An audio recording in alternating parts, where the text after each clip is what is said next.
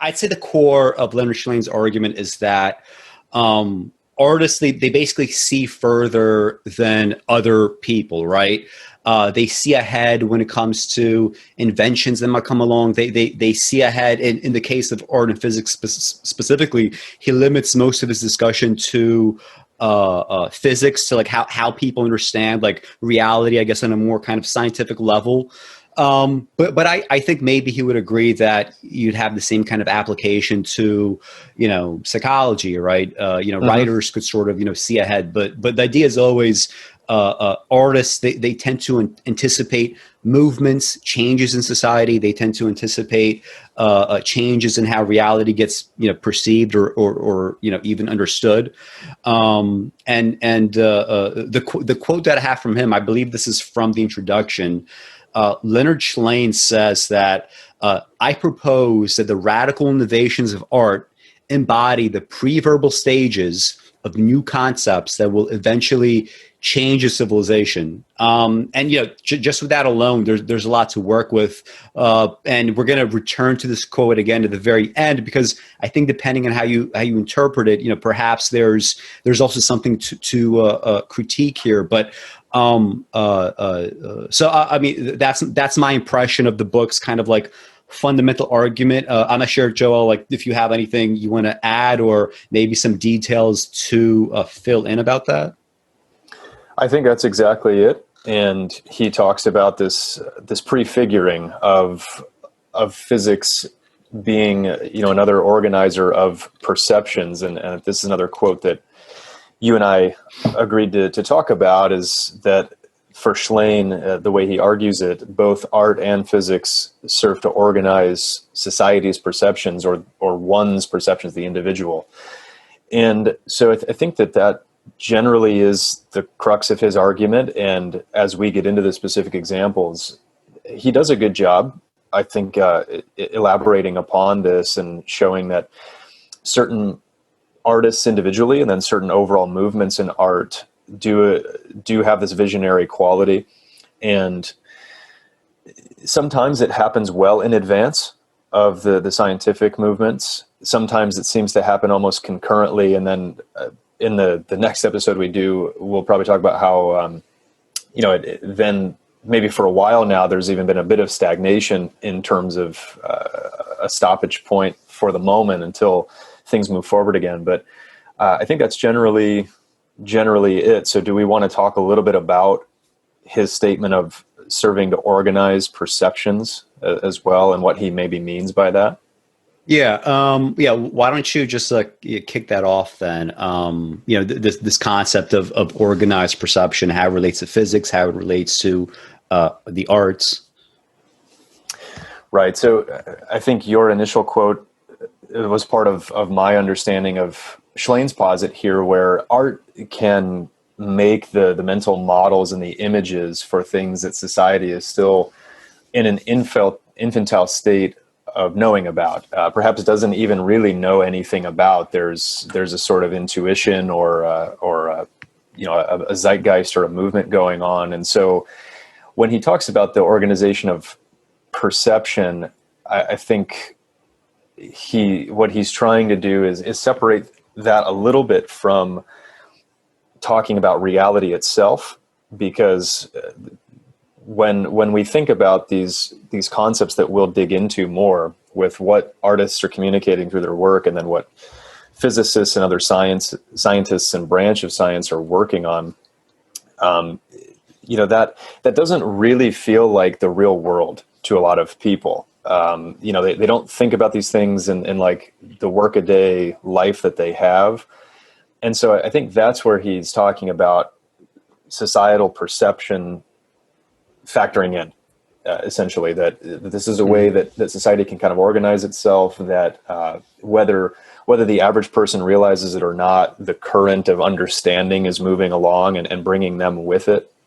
Mm-hmm. But that is kind of the purview of these higher pursuits with art and the sciences, that they can conjure up perceptions of things that reality doesn't seem to actually represent to us in life. And it gets very esoteric, by the time that we get to Cubism and those artistic and physics movements later on, there's this very divorced from how we experience the world itself. So yet it's still important to understand what might be going on underneath the surface. Mm-hmm.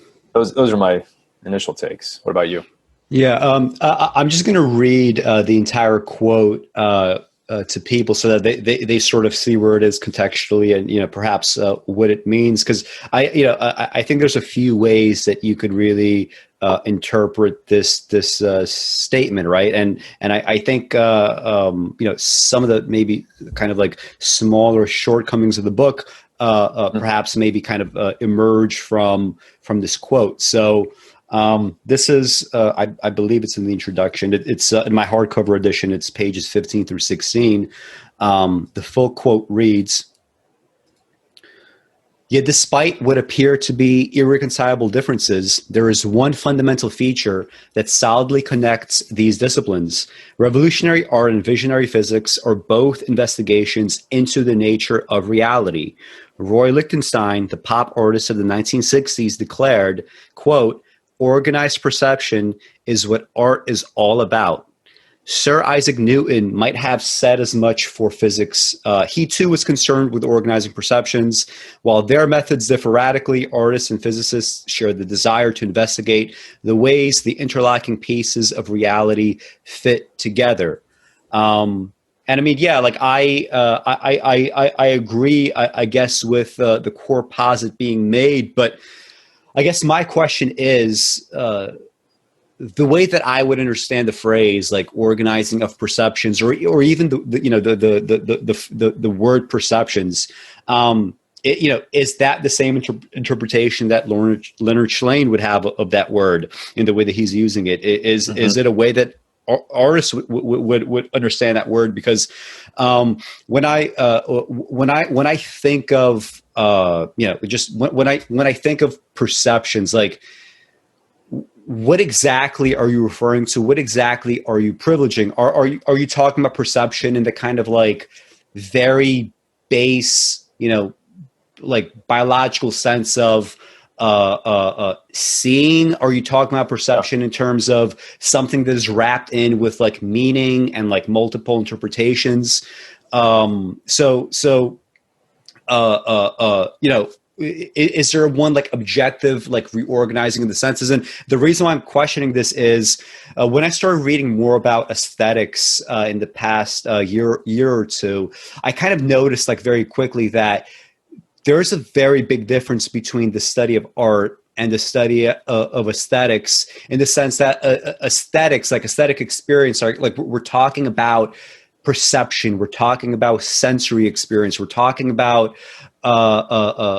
qualities of experience that are very different from like building of meaning and interpretation based on like teasing out pieces of evidence, like in a text or a painting before you. So the fact that I can't quite tell in this book where Leonard Shlain himself might stand on this question, like it's something that should be defined. And I think there are a number of things that could be a little bit better defined in the book, but immediately that was my response. It's like, yeah, I would agree with this kind of interpretation of the arts, but I'm not so sure that everyone else has the same kind of definitions in their heads, right? Are they making these kinds of distinctions, right, between perception, interpretation, and meaning, and would they make those distinctions? Do they care about these distinctions? Like, does that inform their interpretation of the arts in a way that perhaps doesn't really matter to me? So those are the questions that I would have just reading that. Right. And I think something you said toward the end there, do people really parse this out? Do they really care all that much? And I think it does get to the idea that Shlain talked about, where a lot of these things they're they're nonverbal maybe, or they're more intuitive. People can't, if you're not an artist, it's hard to articulate, maybe impossible to articulate some of these concepts and ideas, and people may or may not really even benefit from trying to do so, and therefore they just let it pass. When they come across an artwork and go off of the first layer or maybe two of interpretation or quote organizing of their perceptions of what they're seeing within that work. But I agree with you on this idea of like some of Schlain's posits and the core questions that he's asking could be a bit better defined, and that would help us, because we don't know exactly what he means by the organization of perceptions. But I think the most important thing is still this visionary quality that he points out in excellent artists and what they're able to do. Whether they themselves can also articulate this is a question. We'll have obviously through the paintings themselves, but then maybe even a couple pull quotes from the book and art historians and artists themselves talking about this in a fashion. Yeah. But this is a question that I had. Do you think that Schlain's ideas, and we sort of touched on this earlier, I guess, but do you think Schlain's ideas as defined here, right? Like art moves essentially as kind of like I think he phrases it as what was the exact quote? Like it's the distant early warning system of the collective thinking of society, right? So like it's telling you that something is coming. You have to sort of pay attention. Do you think this applies to other arts or like other things in life? And why do you think Schlain maybe might have been so kind of like hyper specific on just the concept of art and physics, besides the fact that it's the title of his book? Like, yeah, I get it, this ought to be the focus, but I do find it curious that I had to sort of supply this idea that, well, here's how William Blake might do it in terms of psychological meaning, right? Here's how non-visual artists might prefigure reality in some way. I find it curious that like nowhere in the book does he actually like explicitly suggest this, when to me it's like it seems like a pretty obvious observation to make, given what he's kind of built up already in the book. Yeah, so I have a couple thoughts on that. Number one, I think that Schlain is running with this to the utmost because it's the insight that he had, right? So I think he talks in the introduction about being in an art museum. What was it, with his daughter, something like that maybe, and beginning to have these insights about the connections between art prefiguring movements in the sciences.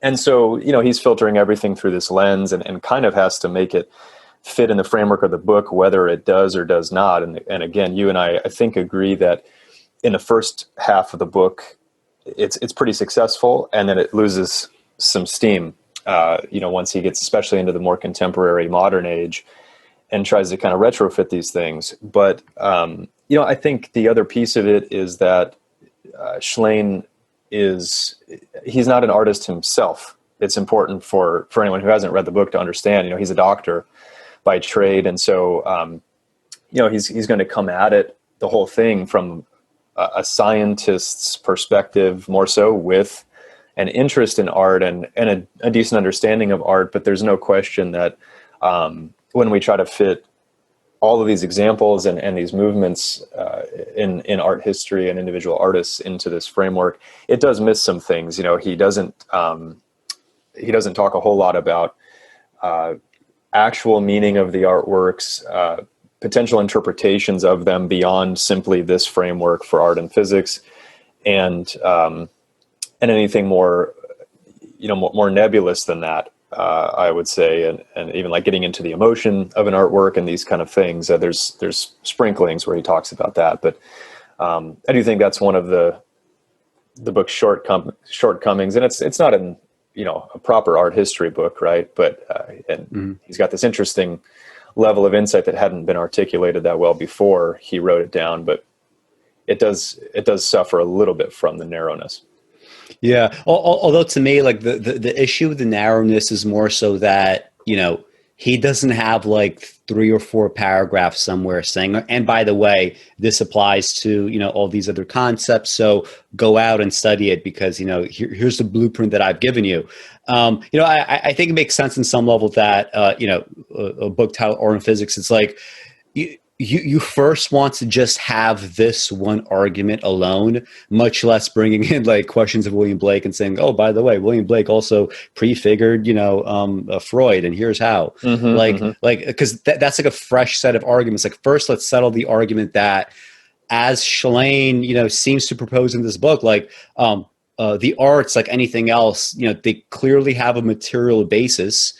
They're fulfilling some kind of function, even if this function is not it's an unconventional function. It's a function that changes in how it looks, perhaps from century to century. The kinds of things you're able to discover might change, or maybe even decelerate. I mean, one thing about we said earlier about the end of the book is, by the time you reach the end of the book,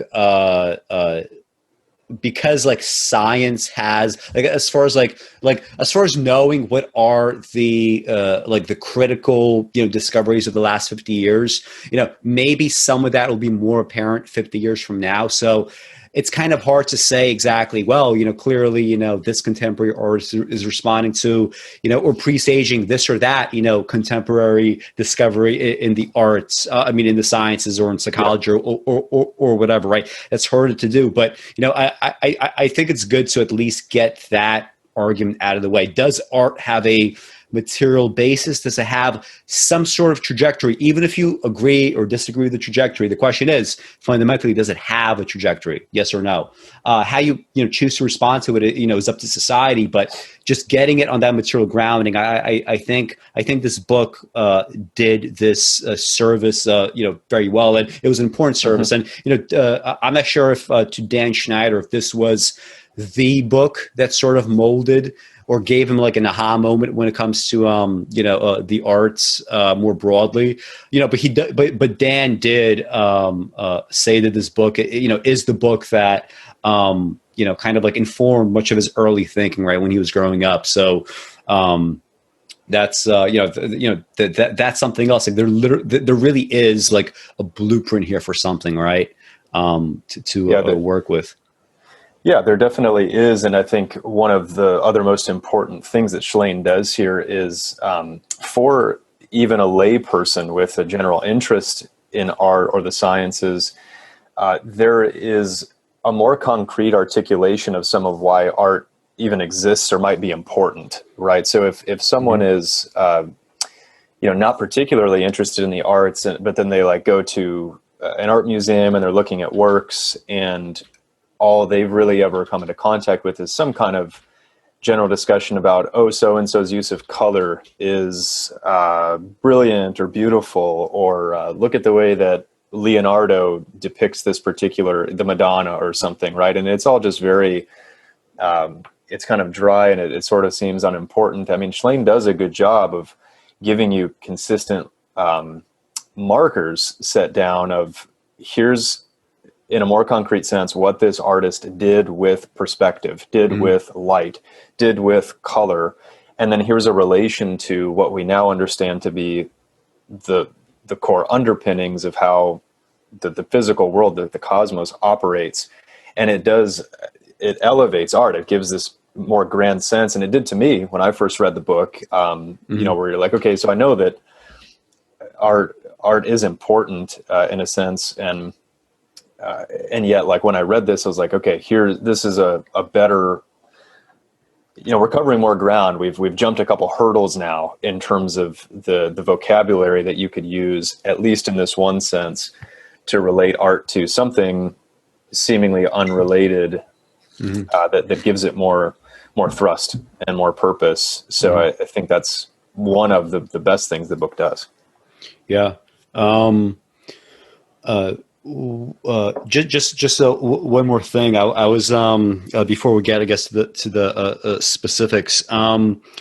So some of the argument, just to give one example that we're going to get into later, Van Gogh, Monet, Manet, they sort of like prefigure Einstein's relativity because they kind of, show you, for example, in the example of Monet, you could have like a cathedral painted in, 10 different, I think maybe it's like, I forget, like 20 different paintings, like 20 different ways, right? 20 different light settings. And that kind of dislocates the arts like from time, right? Like you're giving like multiple slices of that kind of reality.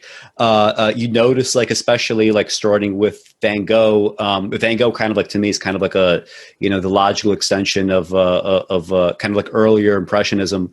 And you see like Van Gogh like really kind of like you see physically in the brushstrokes, right? Like things being elongated, right? Like just physical, like crass material reality getting stretched out, right? That has implications like in terms of like seeing the world through Einstein's like special relativity. One thing that it made me think of is, well, think of the ways that all these artists, right, whenever they have these like revolutionary changes in viewing the world, and also to some degree scientists that haven't yet experienced like the Thomas Kuhn kind of like the paradigm shift, right? They get laughed at, right? People point fingers, right? And that's because like the sort of like intuition that they have is not so readily available to everyday perception. And the only way for that to change is you have to sort of like batter the gate in such a way until that sort of becomes a perception. And just thinking like, well, where does art and physics apply? Like, does it apply to any other parts of like reality? Well, I mean, like in genetics, for example, like we know that it's not like our genes are not optimized to view the truth, right? Or to like truly understand reality, right? Like they are optimized in the sense that, well, we usually don't have to know what most radiation in the world or in the universe looks like, right? Therefore, we haven't like sort of evolved any senses for viewing radiation, except like just like broad like light spectrum sort of stuff. So in that way, like, and also just making probabilistic judgments, right? Like if you're walking down the street and it's night out, and your immediate fear is that you might get mugged or murdered or whatever, right? That's really kind of like out of reality in the sense that probably what's going to happen to you if something bad happens to you, it's not going to be that, right? It's probably going to be something else. In that same way, like, if human beings are not really finely tuned for understanding like true, like underlying reality, right, outside of like what we're sort of built to understand for social reasons, for reasons of like, cohesion, for reasons of like, evolutionary, adaptation, just being fit in that way. People are going to laugh at that, right? Like it sort of makes sense that any a great work of art, right, that causes so much division, as so many do, like when they're first kind of proposed or made. You sort of see like societies like a mechanism to like we need the most safe outcome here, so we have to make like probabilistic judgments that are outside of reality. We have to say that Van Gogh is shit, right? We have to say Van Gogh is shit because anything else is just outside of probability, and we can't have that, right? We have to like live according to kind of like a cage that we're sort of like we're setting up for ourselves, and also we don't see ourselves quite setting up because it's so kind of built into like the reality of like just day-to-day living, right? Like before you know it, like you're in the middle age and you're in this kind of self-made cage, right? And Yeah. I think that's a good way of viewing what happens to a lot of these artists, right? So we know that literally we as organisms are not built for seeing underlying reality. So if we are going to posit someone or a class of people that see ahead of reality as a function, this is their job, like for the species, this is literally what their role is. You would expect that they have to get whacked, right? They have to get whacked in some way, to some degree, right? But eventually, they have to be ascendant as well, or should be, right? This is the scary part. Is like, what if you reach a situation where nothing and nobody is ever ascended any longer, other than some like a completely fucked up like PELF system, as Dan would say. Right. Yeah. So I agree with you there, and it's important to bear in mind that this is one of the key functions of the great artists, is to put society on their back and decide to have the will to carry out their vision and to really just carry people along with it. And obviously we get all these instances and stories of like emotional difficulty, and certain artists kind of like welcome that challenge and rivalry and want to meet it head on. I think about someone like Salvador Dali, right, who kind of just reveled in that role as an iconoclast, and others who it breaks down a bit more. But that is, essentially what's going on, and just forcing people to interact with these ideas and to, in the sense of like art and physics. One of the key things that we'll see as we go through some of these specific paintings and examples, and then like movements in the sciences as well, is, again, like people need to understand that there is a lot of cross-pollination that can and should happen. And Shlain claims, it seems pretty correctly, that like up until now in history, the two are like, in a sense, between the individual practitioners, non-overlapping magisteria a bit, right? That like the physicists aren't really aware of what the artists are attempting to say, and the artists aren't paying much attention to what's going on in the scientific realm, but these things are kind of like, these movements are all just going along at the same time. Maybe there's a future we can envision where there's more immediate cross-pollination, and like, because information can travel so quickly now, this is more possible. But it is important, like, again, just moving art beyond simply the realm of pure expression and communication of emotion and ideas, respectively. If it has some sort of influence on Max Planck or Albert Einstein or whoever is going to be making these discoveries in the scientific realm, that then carries on to engineers and technology and all these things that we have now. Do you think it's a question of influence, though? Like, you use the word influence, like it would have an influence on Einstein.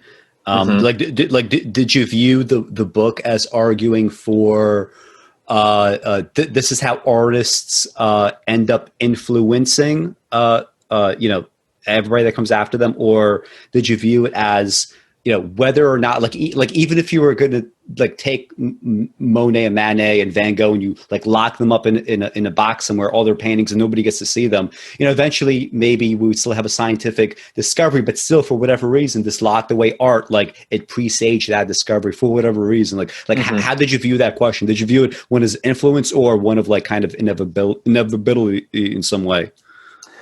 Yeah, more the latter. So like in Schlain's argument and in the book, one of inevitability, but what I'm saying is, potentially in the future, there could be more of that direct influence and cross-pollination if scientists and artists become more co-aware of each other and what's going on. But then if we're going to stick with some of Schlain's core posits, we'd still say overall, most likely, the artists and the artistic community is what's going to be putting some of these, these ideas in motion to then be interacted with, at some point.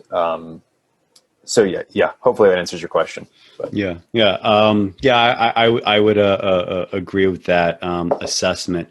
I mean, we could get into the specifics of like the movements and like the historical periods if you'd like. I have some notes on Plato and like Euclidean space.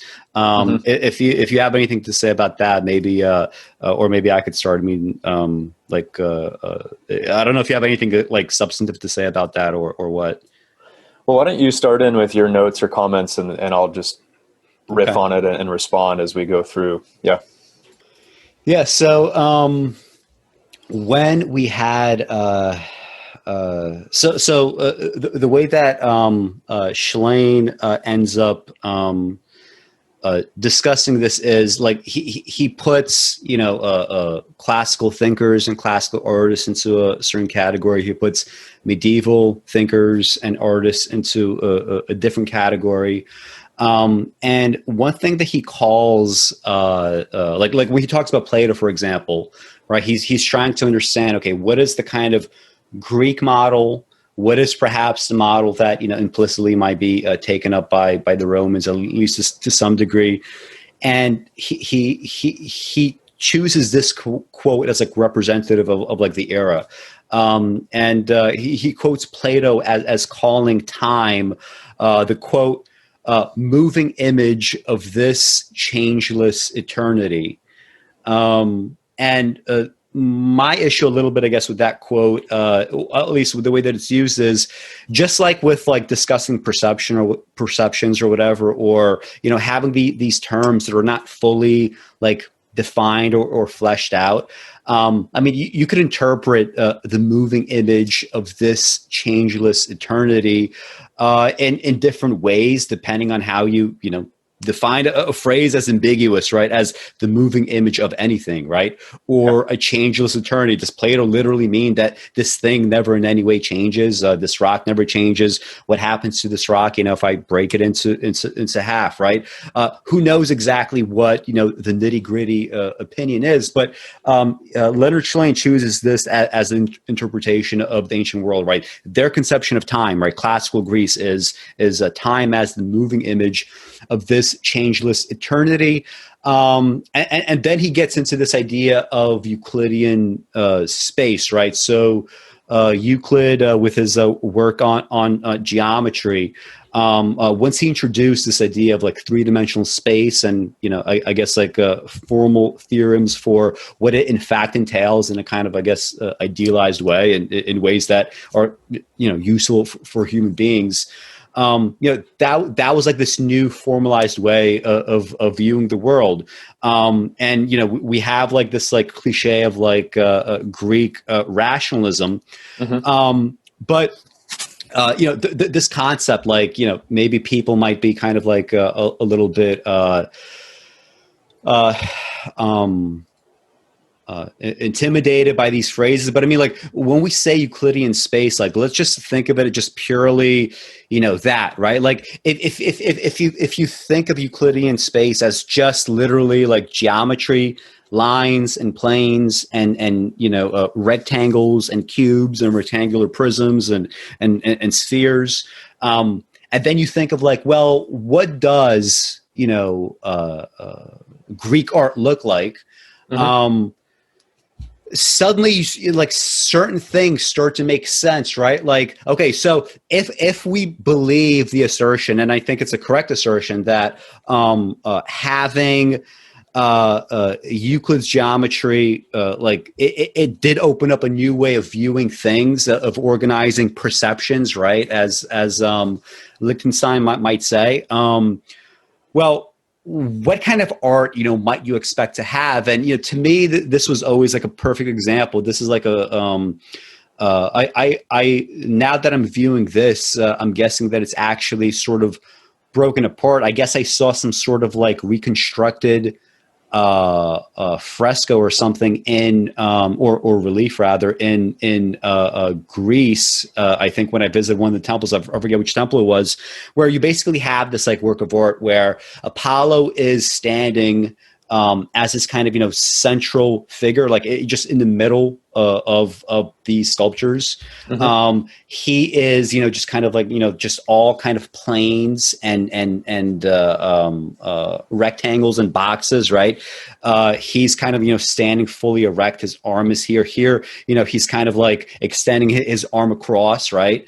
As if he's saying that everything before me, and this is like defeating the centaurs, like everything before me like needs to cease, like, and everything around him, like everything around this kind of plane, like the eye, even if you have all this trash all around you, the eye immediately goes to Apollo. He's like this figure that seems to control everything, right? Not only by his posture and by his planes, but the fact that everything else around him, is this mess, right? So, I started thinking about this, and it seems to me almost as if like Greek art in some ways, like it just might be an overcompensation for, just like the art of it. This is not attacking Greek art. This applies to any work of art. Any work of art of any period seems like it's just an overcompensation for a new way of viewing the world, whether or not this is a good way, a bad way, whatever. It's an overcompensation in the sense that because this thing is completely new, it wasn't considered really before, it didn't really affect society anymore. We're now going to make everything kind of like center around this idea, this thing. So the fact that today, if somebody were to, I don't want to say like redo this, obviously that wouldn't work either, but typically, like in modern visual art, especially like, in the last 100 years, an over-reliance on like typical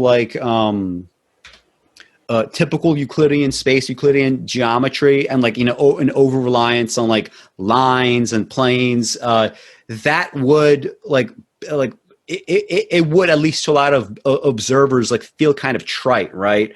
There has to be this kind of pushback against it, which, it makes sense to me how in the end, like to go in the opposite direction, right? Abex came, and the worst of Abex is kind of like, fuck Euclidean space. Like we're past Euclidean space, and we're going to even push back Cubism, right? We're now going to, go into this kind of pure formlessness, which I guess, is the opposite of Euclidean space. And, again, simply because like nobody thought that you could just drip randomly on a canvas that could be art, suddenly we're going to, start pushing that envelope, because we have to see, how far can we, stray, and how far can we get from consensus until, consensus ultimately like reels us back in. So, when I think of Euclidean space as it applies to the ancient world, I would add to Leonard Shlain's discussion, like these kinds of, I guess, these kinds of ideas. I'm not sure if you have anything to say about that or what. I've been talking too long already.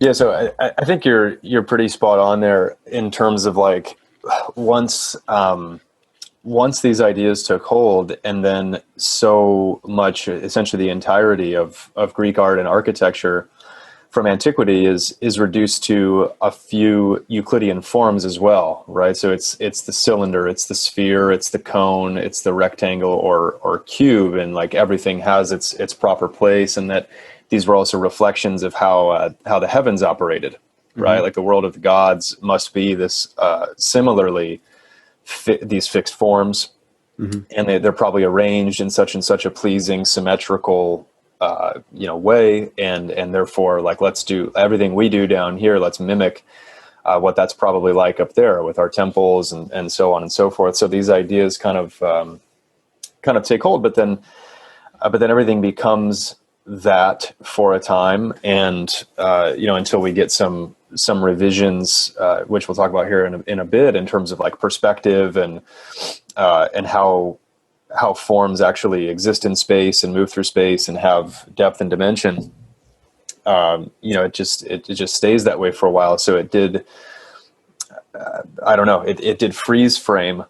A bit of the artistic world after that, and obviously like this Euclidean space concept still, I would argue, is still highly prevalent even today. Shlain is going to demonstrate, and we'll talk about art movements that like come along with Newton and Galileo, and then eventually Einstein with relativity, and then quantum physics and stuff. But like a lot of that stuff is still pretty unknown, I would say, to a lot of people. Again, I just either choose not to or haven't interacted with it. And so the Euclidean concept still makes sense. And then there's still like this heavy praise for Greek and Roman art from antiquity. And again, like you said, not that there shouldn't be, like obviously there's merit to it, but this did kind of freeze everything for quite some time, and then eventually, led us into the Dark Ages too. Which maybe we'll have a couple comments on, but like after this comes the Dark Ages before we really get some movement forward. So, yeah, and just I guess.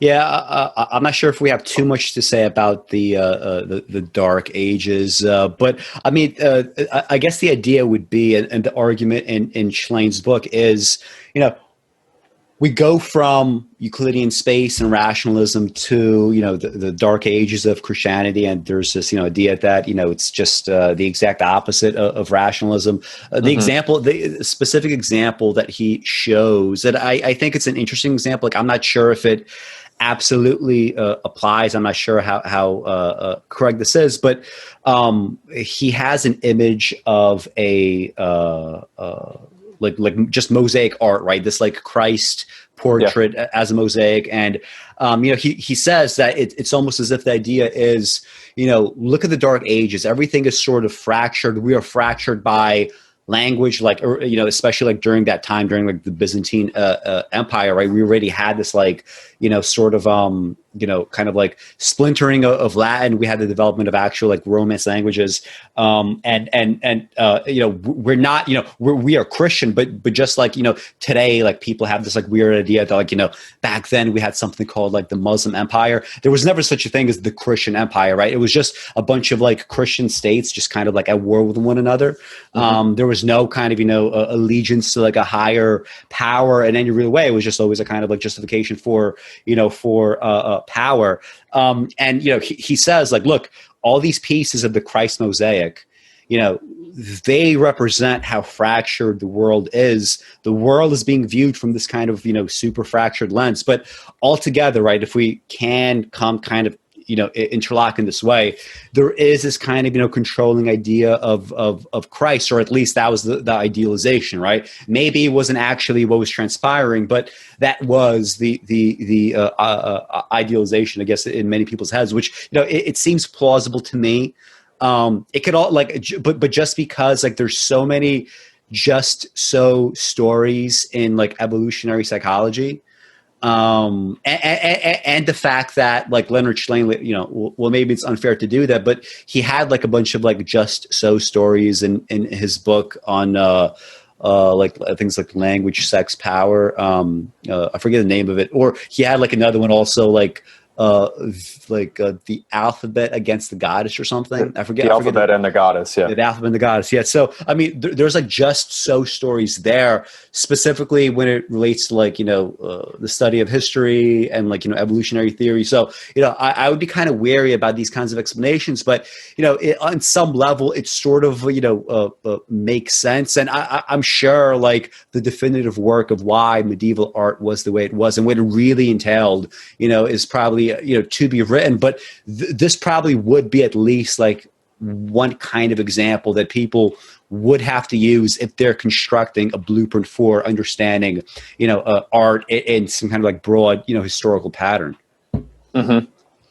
Yeah, I think so. And, I agree with you. Like Shlain doesn't spend, much time really talking about the art of the Dark Ages. And, his argument would be there's not a whole lot to talk about there. Maybe at most you could say that, some of the flatness of the figures and the limited nature of what's depicted, essentially like Christ and the Madonna and some angels and like all these same scenes just over and over and over again for like 1,000 years, in its own way, showed that there just wasn't hardly any movement, in terms of like scientific understanding and pushing of the envelope at that time. You know, things stayed pretty static for quite a while until we eventually get to Giotto.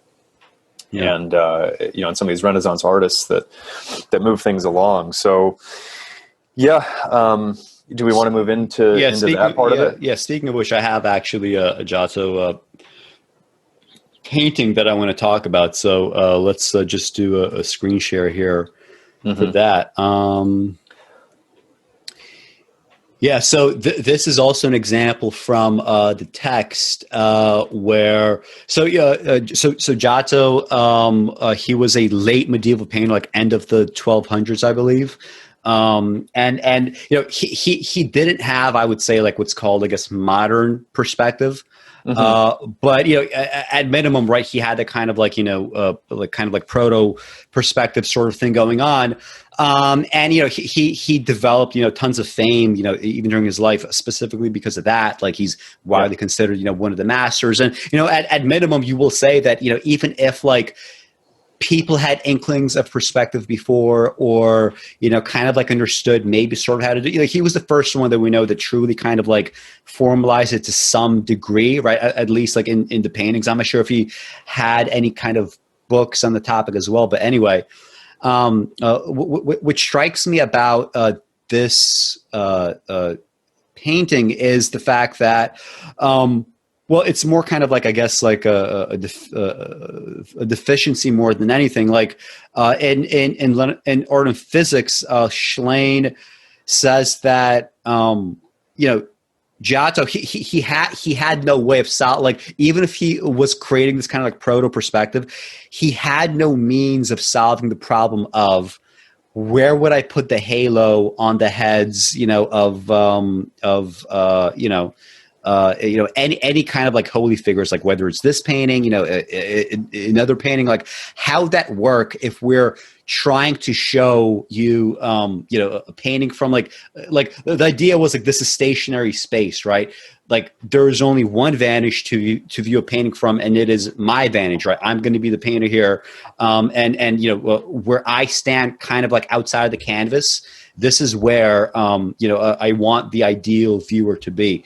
And the question was like, well, how do you deal with this problem with the halos? Because, well, you know, on the one hand, you have, you know, many with halos right behind their heads, but here you have like, you know, halos like in front of some heads, and, you know, it just looks kind of like a jumbled mess. And the idea was, well, you know, as much as I'm respected, I still have not figured out how to solve this problem of perspective. Like, how would I do that?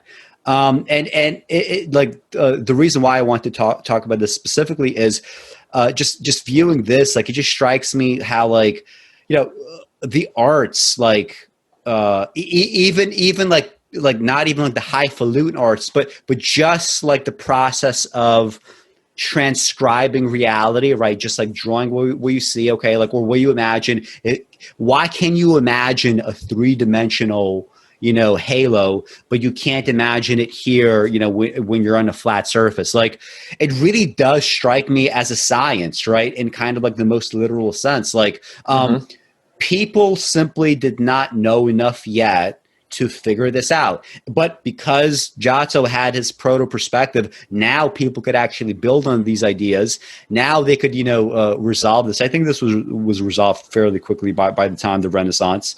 I can't think of like the first instance, but like, you know, it was obviously resolved.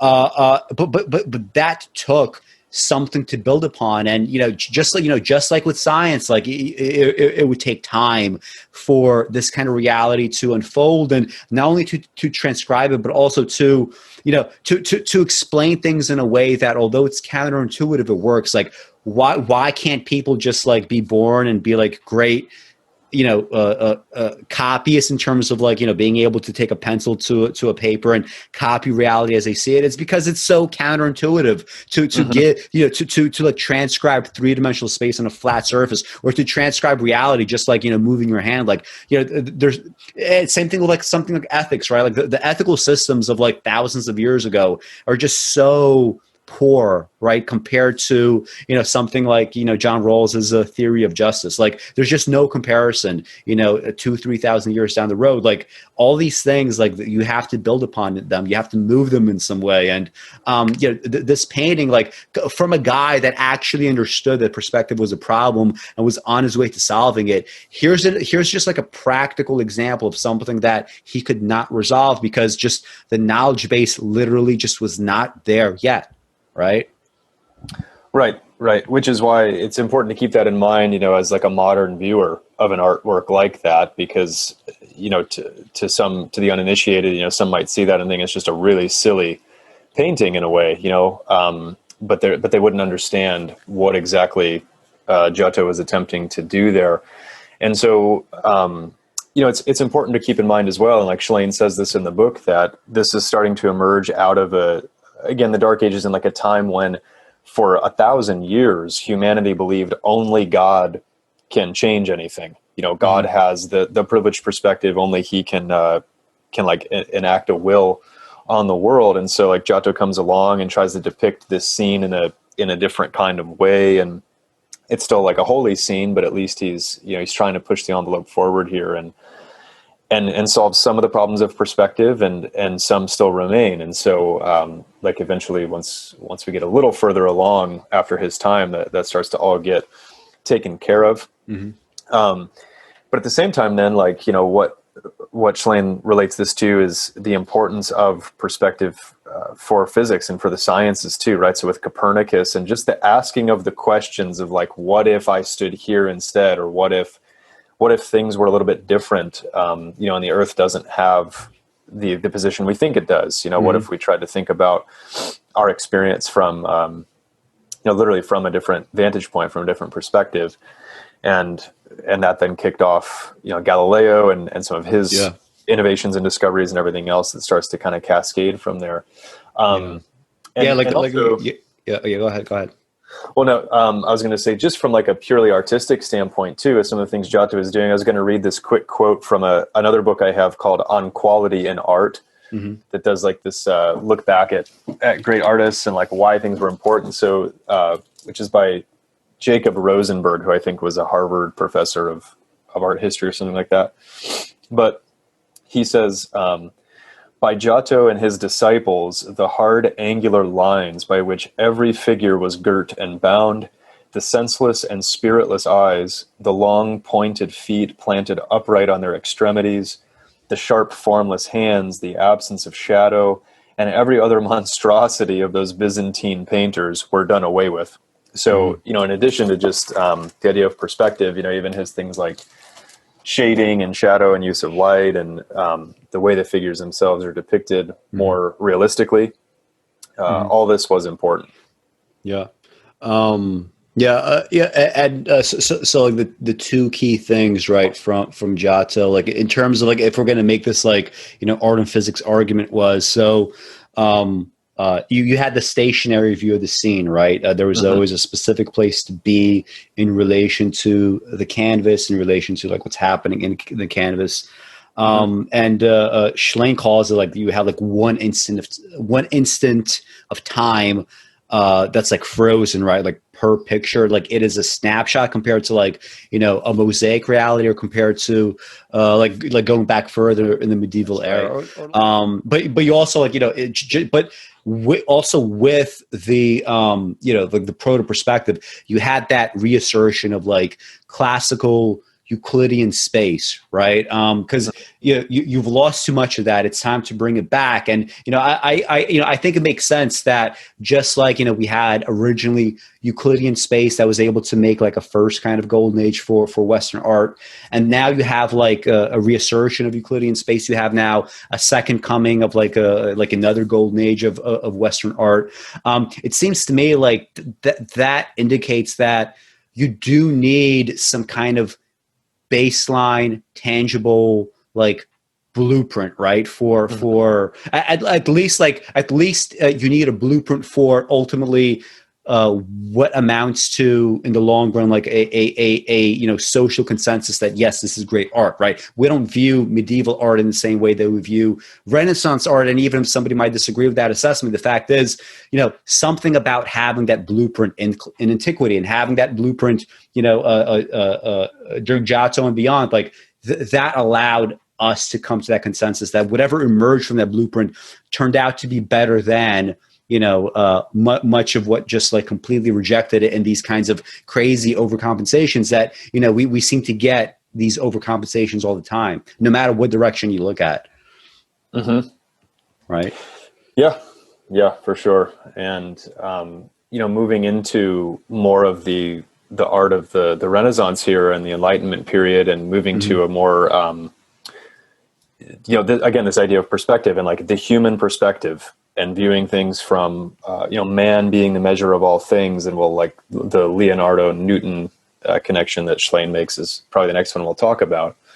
And Leonardo's famous depiction of, the man in a circle from a couple different angles, and breaking that kind of frozen mold, and like that there's more possibility here, with coming back to some of those like Greek and Roman ideas from antiquity, and like the beauty of forms, but then also modernizing them, moving into this time and creating fresh visual depictions of what kind of scenes we find ourselves in, and what we're capable of, essentially. Yeah. And then moving that into the presaging of certain ideas with physics. So do you want to, before we get to, I feel like the Renaissance here kind of goes kind of fast in the book. It does. It goes very fast. Yeah.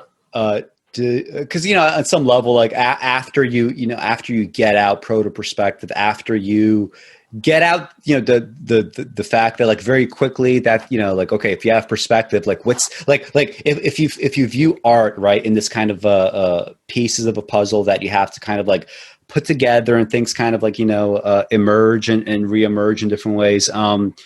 Like the new challenge, like if you got perspective down, it's like, okay, well, let's try like this newfangled sfumato shit, right? Like let's try that out, and I mean, you sort of notice that, right? Like you have sfumato like before Leonardo da Vinci, but you probably see it in the most kind of dramatic way in.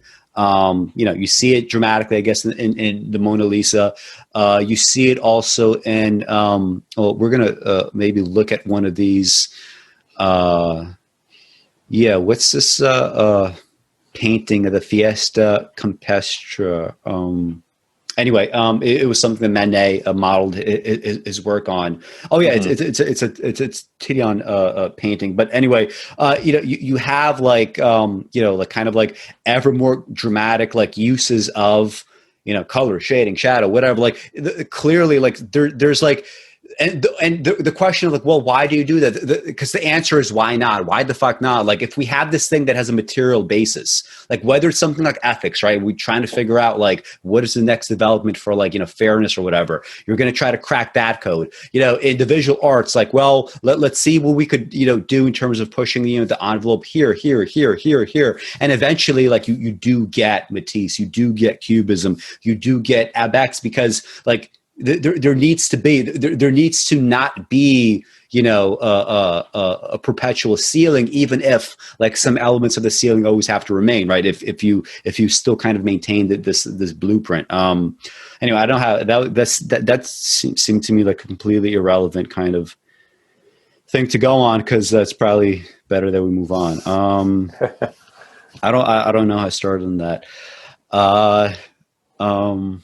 Oh yeah, Leonardo. Yeah. You're talking about Leonardo and Sfumato. So it wasn't all bad. It wasn't irrelevant. Okay, so Leonardo da Vinci. So I mean, do you want to say anything about him, or should we just move on? I mean, I have some quotes here that I found. I know that I don't know if he actually completed this book, or maybe he did. Shlain had a book on Leonardo da Vinci. And he didn't quite complete it, but it was still published posthumously after he died. Yeah. Have you read it? No, I haven't. Okay. Yeah, I mean, he has like some comments about. I mean, this is my edition, right?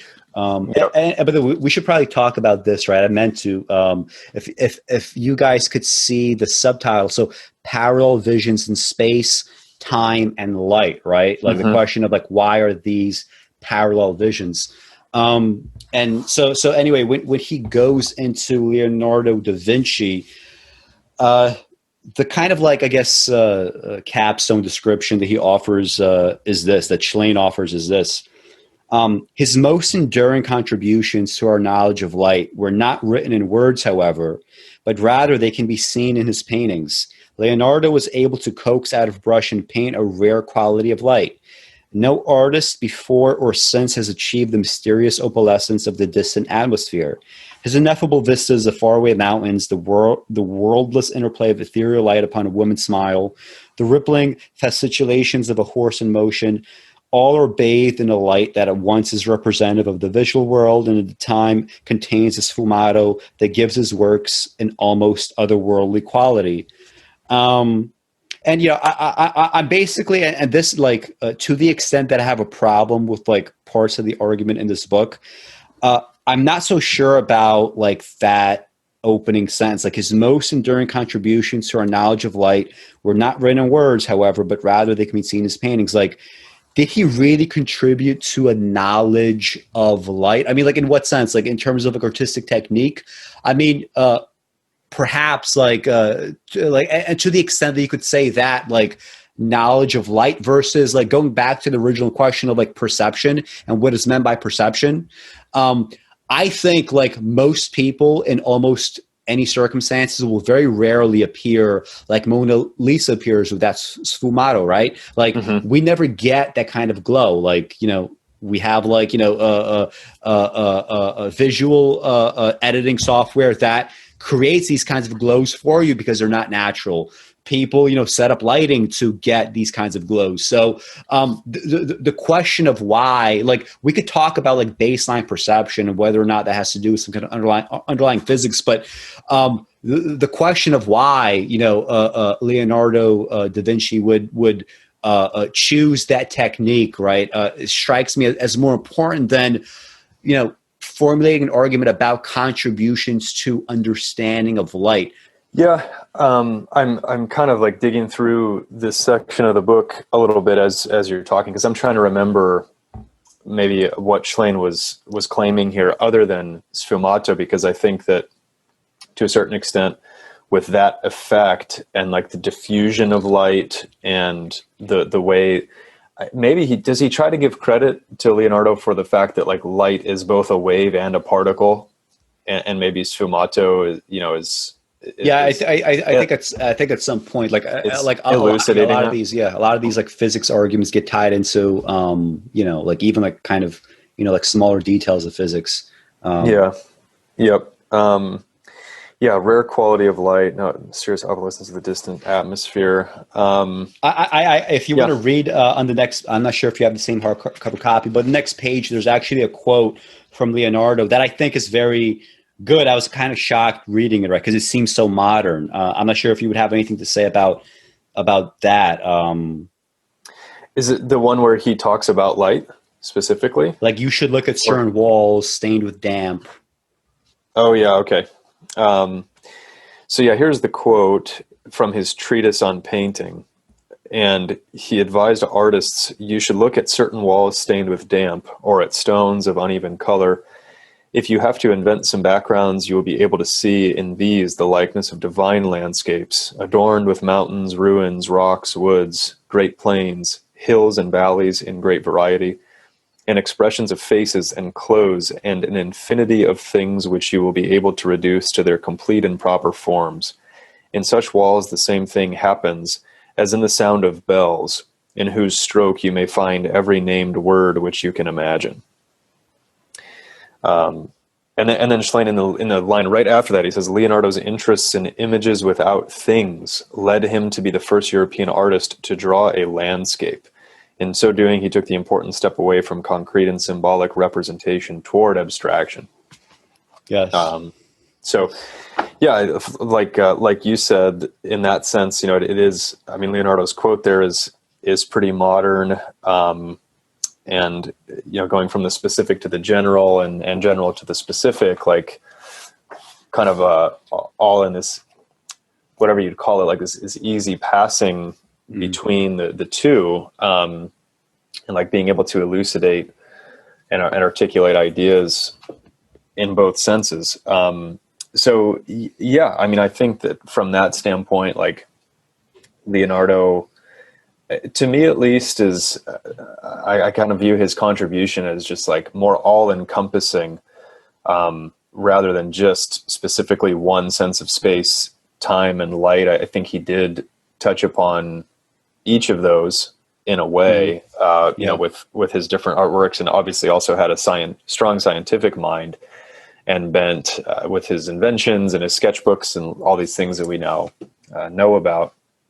But yeah, I think Sfumato is an important, you know, contribution of his, but I think we maybe shouldn't give it too heavy of a weighting in terms of his advancements. And I'm just wondering, because I know, like, you know, people often make in physics, like lay people, I guess, like they make a number of like conflations, right? You get, like, for example, in the 2000s, like this influx of like bad movies and, you know, bad books and bad writing about like the implications of quantum physics for our day-to-day reality, which is just kind of like, it's just not relevant to macro reality, because like the whole point of, you know, quantum reality is like we're talking about probabilistic, you know, kind of scenarios, and, you know, you sum up all those probabilistic scenarios, and eventually like reality looks like a probability of one, right? And it seems to always look like a probability of one over and over and over and over again. It tends to endure. And when he says like Sfumato presages this idea of light being both a particle and a wave, is like, my question is, and maybe someone that understands this better could comment, like, is that something that has very like clear implications to, like, you know, everyday kind of, you know, visual experience? Or is that kind of like, you know, Shlain kind of like looking for, you know, a detail of physics to ascribe to, you know, an artist, right? Hold on one second. Okay. I'm bringing my dog in. You? It seems like somebody else is. Yeah. So Kristen's bringing Toby in because she's gonna leave, and he gets really nervous when people leave. So he's going to hang out with me now. He looks like a sheep. You ever brush him like a sheep? No, we do say he looks like a lamb. Yes. Yeah. And he's like shivering right now because she's leaving. So he's going to hang out with me now and make. Does he have like these like emotional attachment issues or? Bye. Yeah, big time. So like my ex and I adopted him 4 years ago when he was 7. Mm-hmm. Like, obviously don't really know what his life was like prior. He's 11 now, and yeah, he just he can't be left alone. Like he gets totally, he just barks for, you know, hours on end and shakes and gets himself all out of sorts. But when he's with somebody, he's happy. He's smiling. Look, he's smiling. Look at that. Can you say hi to Alex? Show us your crooked smile. Come on. Can you say hi to Alex, buddy? Show him your smirk. See? He got that classic Mona Lisa smile. Look at him. Yeah. Can you see the smirk face? He's brown about the face too. I like that. Yeah, he's got a little bit of like some of that's just from him, like, you know, licking his mouth after he eats. But yeah, he's a good little guy. Can you lay down in your bed? Can you lay down? Come here. Okay. All right. So hopefully he'll like calm down and just chill in his bed with me. Mm-hmm. But for a minute here, he might get like upset and try to paw at the door because she left. Hey, come here, buddy. Yeah, he might make a little bit of noise, and if so, I'll address it. Look, this is good. This is good fucking content. Like we have a glimpse into your personal life now. This is what I deal with. We know that you're like a very empathetic person. You decided to adopt a dog that was 7 years old. Yeah. As opposed to going for like the newest one around. The puppy, yeah. I think he's just going to have to make an appearance on the show. I'm going to have to hold him because otherwise he won't calm down for a while. So he's just going to be here offering his thought on art and physics. Well, maybe that was the right interruption because, like I said, I don't have enough physics knowledge to make that determination, and maybe I sound foolish because maybe clearly light being a particle in the wave has implications for day-to-day perception, and Sfumato, in fact, absolutely gets at that perfectly, right? Yeah, so who knows? Could be, but yeah. So from there, then probably important. I mean, he's got the chapter on Kant and Blake, and these like the mysticism of Blake and the rational ideas of Kant and everything else. Do you want to spend much time there? Do you have any like William Blake paintings? I know we usually talk about his poetry, but but honestly, I just kind of want to get into Manet and Monet. Okay, yeah, let's do it. Yeah, let's just move on to that. So, okay, yeah, I mean, do you want to like start things off? I'm not sure if you have a share screen or if you have anything you want to say. Yeah, let me just make sure that. I did want to make one more point before we get there, which is I do think that one artist that Shlain skips over, that he should not, is Rembrandt. There's one very brief mention of Rembrandt, and it's in the section that we'll get to in a little bit on Eastern conceptions of time and space. But let me just read you this quote where he mentions Rembrandt, and then I want to show one or two Rembrandt paintings quick because I disagree with Shlain on this. So he says Rembrandt elevated the use of shadow to a pinnacle never again achieved by any artist. When all is said and done, however, shadow is an optical phenomenon that is at the heart of Western fundamental beliefs about space, time, and light. But if time is not linear and space is not empty, then light does not necessarily travel in time through space. A culture that believed this contrasting view of space and time would manifest it in their art. And earlier in that paragraph, he talks about how like the only important thing about shadow is like, it illuminates the direction from where it comes, from where light comes, or the time of day, or that kind of thing. And I think that when you look at like the chiaroscuro of Rembrandt, let me do a share screen quick and just show a couple examples. Like, to me, his use of shadow is, it doesn't identify a certain time and space. It kind of exists outside of that. So like this one here, where like, Aristotle with a bust is just like, what time of day is it? Where's the light coming from? Is that all that's being, elucidated here by the light? And I would argue that, Rembrandt was able to use light in a much more dramatic way. And even in like, this might be stretching a bit, but kind of, get at some of the ideas of like more modern physics today with like dark matter and dark energy and how like, things just emerge out of, he's always using these really dark backgrounds and dark spaces, and then there's just shafts of light that come in and illuminate something.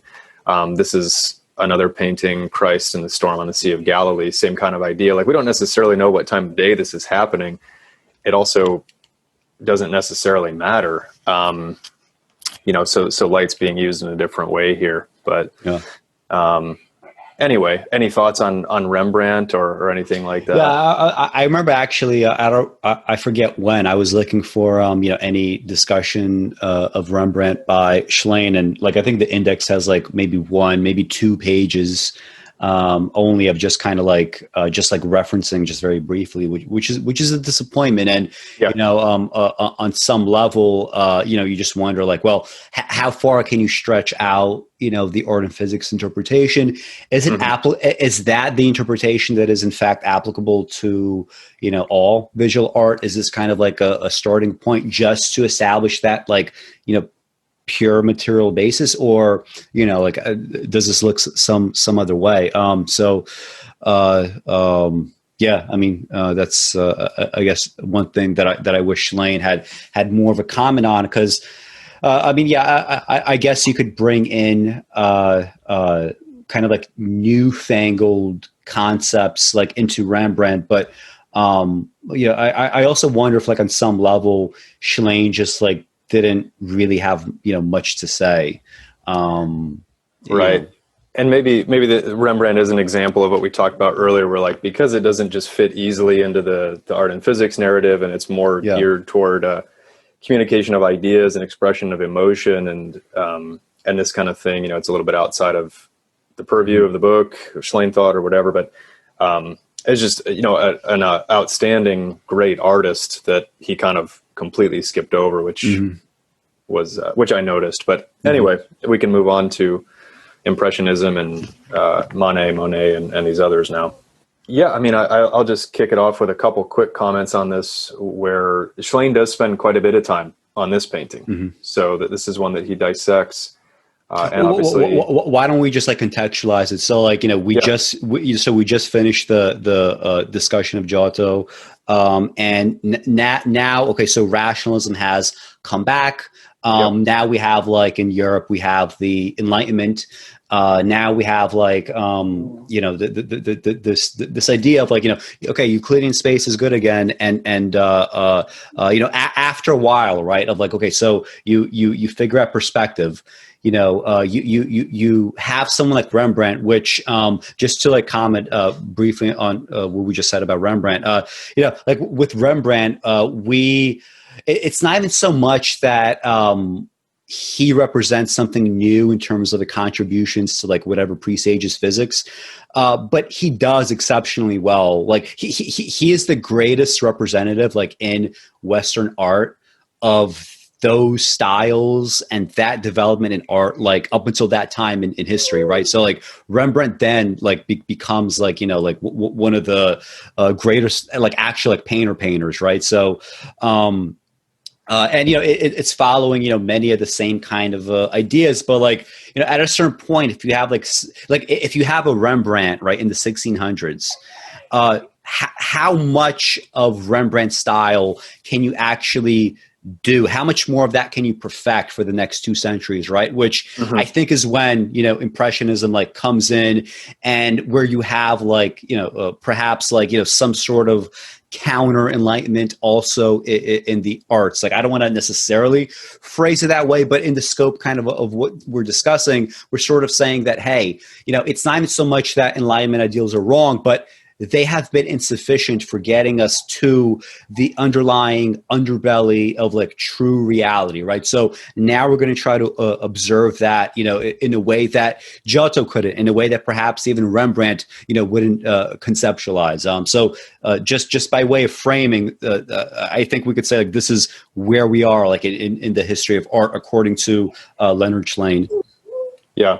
So anyway, I guess we can pick it up from you were just talking about maybe Rembrandt being a bit of an endpoint unto himself, not necessarily fitting into the art and physics narrative, but now we're starting to move into the general Impressionist era, or slightly before that, with Monet here and the picnic, which is pictured on the screen. So I forget if there's anything else you wanted to say just about like the general art movements before we got into the specific pieces here. No, I feel like, as long as people keep in mind like where we are in Schlain's argument, right? Because he is the one that's constructing this, as history. Yeah, exactly. So, his main argument here with Manet that who he obviously regards highly, I would say, in this total narrative arc of art and physics. And Manet is a well-respected painter, just historically speaking, anyway. But and this painting in particular gets quite a long treatment in the book, and mainly from the violations, the multiple violations, so to speak, that it commits. Against kind of more classical ideas. And so I think, the the biggest ones. And this applies to like both content and like, like the physics portion of things, right? Correct. Yeah. So, as you said a little earlier in our conversation, like this was one of those paintings that caused kind of like a riotous response from the art community when it came out, and was disregarded and like just completely criticized and chastised. To like obviously to the detriment now of those critics in terms of like the evaluation of this painting and where it stands in artistic significance. But so it was a scandalous painting with the two female figures, in particular the one in front, here the nude figure, and like none of the four figures in the painting, particularly like interacting with one another, other than just being there. Like they're not necessarily looking at each other. Maybe this gentleman seated here is kind of like addressing one or the both of the other two. But, and there's even like this little bit of like the Mona Lisa idea, like staring here at us with that kind of interesting look on her face. But nonetheless, like the violations of perspective where, this background female figure is, appearing much larger than she should be, in terms of proper perspective rendering of things. And also like Manet does this numerous times in his paintings, and Shlain gives more than one example of Manet paintings doing this, but like kind of the crowding in of everything with the trees and the lack of a horizon line. Obviously we get like a little bit of one here in the very back, but like Schlain's pretty adamant, like this is something that had been kind of like a holy piece, if you will, like a sacred piece of a lot of artwork, or almost all artwork up until this time was like a depiction of the horizon line. So we had an understanding of where we were in space. But Manet really just about excludes that here. And instead we get this dense forest, and it's sort of disorienting to the viewer and so on.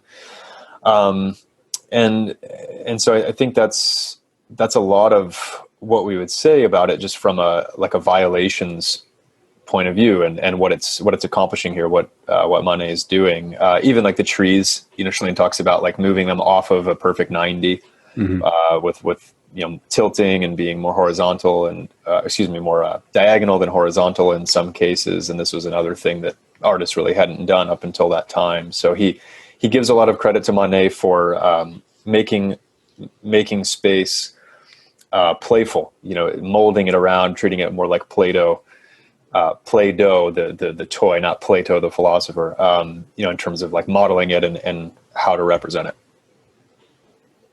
Yeah. I think for those reasons, this might be like a perfect painting for Ethan of the new house to hear your commentary on, because so far, like everything we just discussed has nothing to do with the narrative or the meaning, right? We just have a bunch of techniques that are being used, prior techniques that are violated, perspective, for example, as one.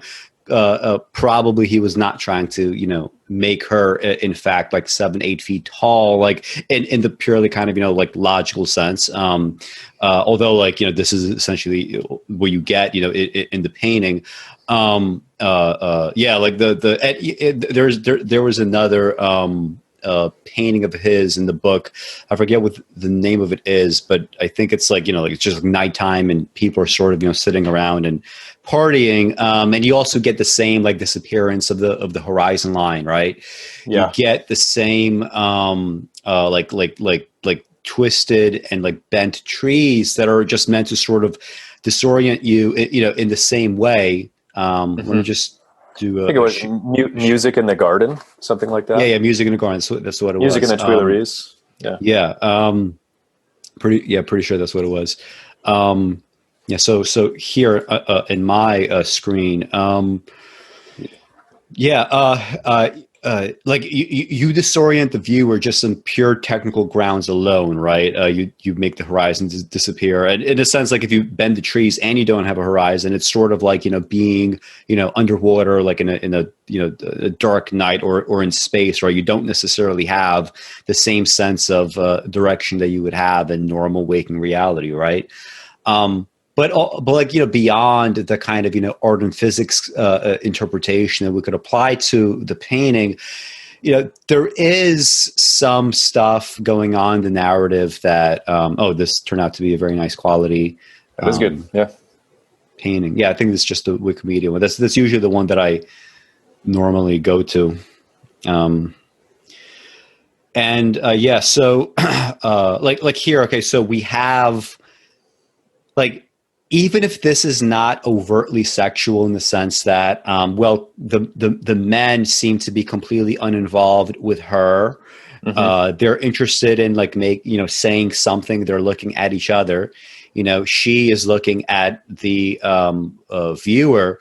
But there's something like here, like with the way that they're, just even disregarding like the fact that she's naked, like even if she were clothed, maybe it would have made it even less stark, but you would still have the reality of, look at the way their feet are positioned, right? So this guy that, she's not closest to physically, like look how close her foot is to his like fucking boot, right? So yep. There is like enough intimacy of some sort going on that this is acceptable. Look how close her foot is next to his calf here. Look at how this man's leg is almost like at this guy's ass, right? Like just like we had the kind of leg thing, same thing going on here. But it's also it's interesting in the sense that whatever that dynamic is, even if we have even if we apply like a purely kind of like sexual reading to this, clearly that is not the only, well, I don't want to say focus, because this is exactly where your mind goes. This is where the figure forces you to go. But when you see their interaction with one another, right, the two males, you have to like put some of that kind of more sexualizing narrative, like somewhere in the back, right? Mm-hmm. You're going to have to think about the fact that, well, whatever might be going on sexually, there is something that's transpiring here that is at least as interesting, and even if not to you, then clearly it's at least as interesting as her to these two guys, right? And that's interesting thing about it, right? You could have your own personal assessment of the situation, but what I just said, like in this instant, right? This like Giotto, like instant of time, right? One instant for each painting, and this one instant, these two males are interested in whatever word is being exchanged, and that's just a fact. I also noticed this in terms of the narrative. So, this is like her clothes coming off, right? So, and you see, her hat's discarded there too by the basket. The rest of her clothes are discarded there, but like it's discarded and jumbled up right next to like the still life like picnic basket, right? Yep. So individually, so first of all here, like forget about that there's anything going on. Just look at the corner that I just zoomed in on, right? Like think about that. We talked about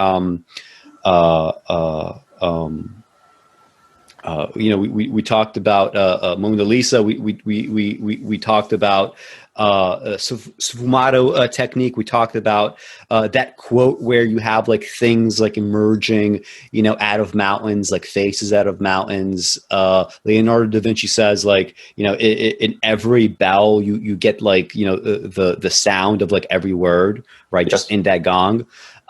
You sort of get in miniature, a still life here, but it's a still like the clothes, right, that have been discarded, they're tied up to like the food and the picnic. And this does like help give it like a more, lecherous reading as well, right? This also, makes you sort of sexualize like parts of the painting too. And, this clearly was done for a reason. Like, look, like the fact that the clothes are discarded in this messy way, the fact that it is like in the midst of like this like still life picnic basket food that, by that fact alone, like the food, right? She is in some way food, but it's a food that these two are not, indulging in. So even from a narrative sense, it's like, well, you expect this to be some sort of references to, mythology, but it's not really, like, it's not. This giant woman, she could just be like a giantess that has no other, reality outside of this painting. And then you have these two guys, and then you have this figure who, this is not, as far as I can tell, a reference to anything other than the cosmos of this painting, right? So, it's mysterious in many ways, but even if you don't really understand the mystery or think there's no point to it, just again, from a purely technical sense, the fact that these elements exist and the fact that they lend quite credibly these various kinds of readings, I mean, that's interesting in and of itself. Yeah, definitely. And it's almost like we have multiple paintings composed in one painting here. It's important maybe to mention too, this is a really large painting, 7 or 8 feet. That photo that you sent me, that was in France? Correct. Yeah, that was when I was at the Musée d'Orsay last summer, and this painting was there at the time. I'm assuming maybe it's part of the permanent collection there. Can you look at that photo sometime? Because I was looking at it today and compared to here, it just strikes me as I don't know why you essentially sent a perfectly rectangular painting, and I don't see any distortion. And this to me just looks like, am I wrong for thinking this is a perfect square canvas that's being shown, or like close to it? It's close to it online here, yeah. Well, because what you sent me, although it takes up the entire edge of the photo, and there's no like distortion, and like the painting of this corner ends with the dress, and here it ends with the tree, and here it ends with that bird. The one that you sent is like very rectangular. I just found it interesting. Like, how is that possible? Yeah. No, it could be. I'm looking at that photo right now, actually, that I sent you, and so it could be that here online they've at least in terms of the width, they've condensed it down a little bit. Yeah. It just doesn't look distorted. You know what I mean? Like, it's just like right. That's interesting. Yeah. They condense it down to a square, but the distortion didn't happen that you would expect. Like, it just the proportions and where it ends and begins is where that photo is that you sent me. So you sent me like the real thing, right? And this is also like the real thing. And anyway, I just found that interesting. Yeah, it's maybe important to point out too, like in the photo I sent you of the real painting, the colors are more vibrant than they appear here, and obviously whatever, some of the versions of it you could find online are going to be a little bit more vibrant. This one's slightly more dull, but it's still a good representation. So anyway, what I was going to say is, it is a large painting, like 8.5 feet by 10 feet, something like that, or close to it. So, Manet is almost completing 3 different paintings, or at least that many, like in one here, right? Because we've got what could be a still life that you pointed out in the bottom left corner, which would be an odd and interesting still life for that category unto itself, for the reasons you described. Then you'd have this, the middle section there, with the 3 main characters, so to speak, and what's going on with their interaction. And then, the woman in the background with, being large and almost this like goddess or giant kind of figure emerging out of a pool of water. And there's the rowboat there, and then like the horizon line and maybe even a distant mountain beyond her. And then it's also just a forest scene, and we even have like a little bird up here, toward the top of the frame. So there's a lot going on. It's almost like a short story, like all put into one painting. So lots to mine there. I mean, we could go on and on about this one painting probably, but.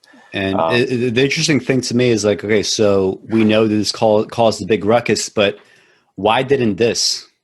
Right. This also, so this is now I think in the last 20 or so years, it's been ascribed fully to Titian. This also is not a clear reference to any, any kind of like mythology. But it just makes me wonder, like, perhaps like when to do that, Leonard Shlain reading, we go back to, the Renaissance and, before, suddenly it's like, well, people's concepts might be somewhat different, right? People's thoughts might be different. And, now, like at the beginning of, the kind of like Euclidean like boom, right? Once more, this kind of resurgence.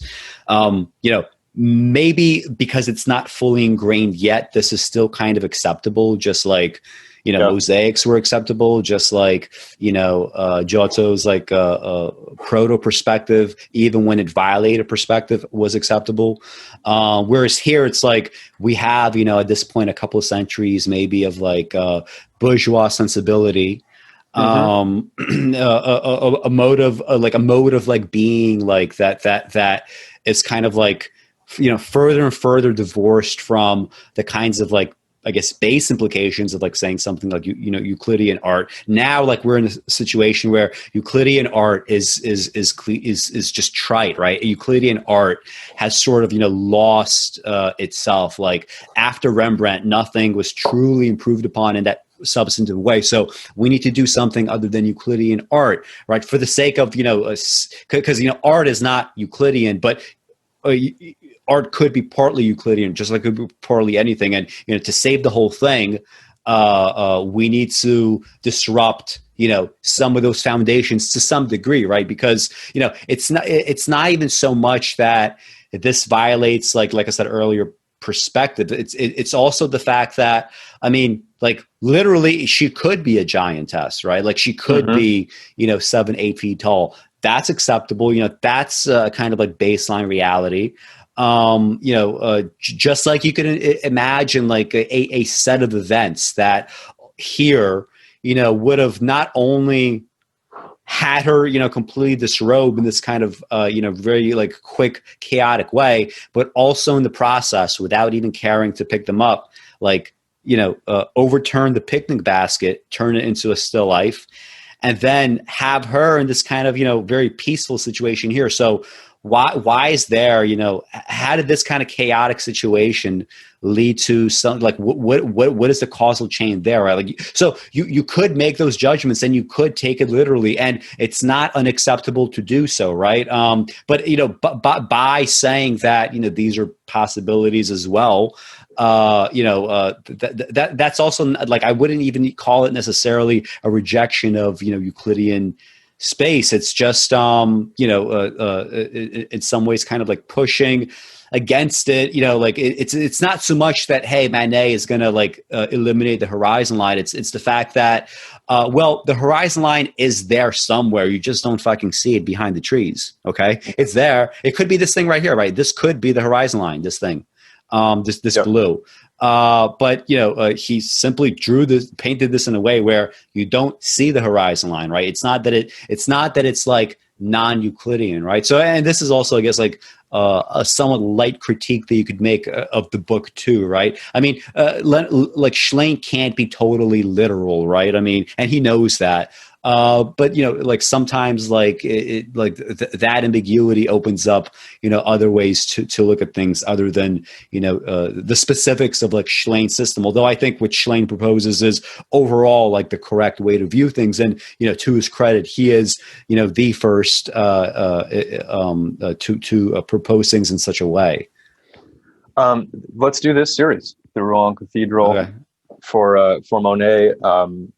His other most famous, two most famous maybe that would be similar would be his water lilies, which he used over and over and over again, and also the haystacks. But some of those same ideas are present in all three of these series. So do you want to do the screen share? You probably have this ready for yourself. Yeah, I do, and I've got it. Okay. Hold on, let me get it pulled up here quick. Okay. Yeah, and when I start the screen share here, viewers will see I've got it pulled up to quite a few of the paintings in the series on the Wikipedia page all at once here. So this is the gallery, and maybe we could blow a couple of these up, but the people get the idea.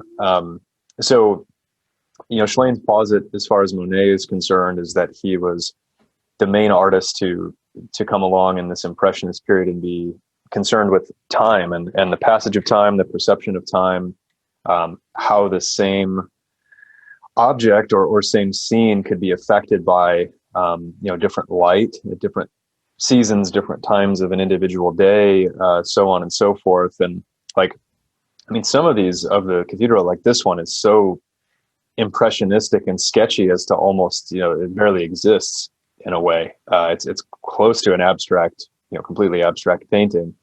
This one's pretty more intense here with the red tones used and so on. Maybe it's sunrise or sunset and so on. So, you get the idea. We can keep cycling through different paintings in the series, but he did, I think, 20 of these, maybe thereabouts. And so this idea that, time recurs, and though like the Western conception is of time moving, from the past into the present and then to the future, and kind of this arrow and moving straight ahead, Monet, considered time more plastic, and potentially even more circuitous, in that like the same place continues to exist, and does the nature of this object depicted change if there's a change in the light presented upon it and its place in time and so forth. That was his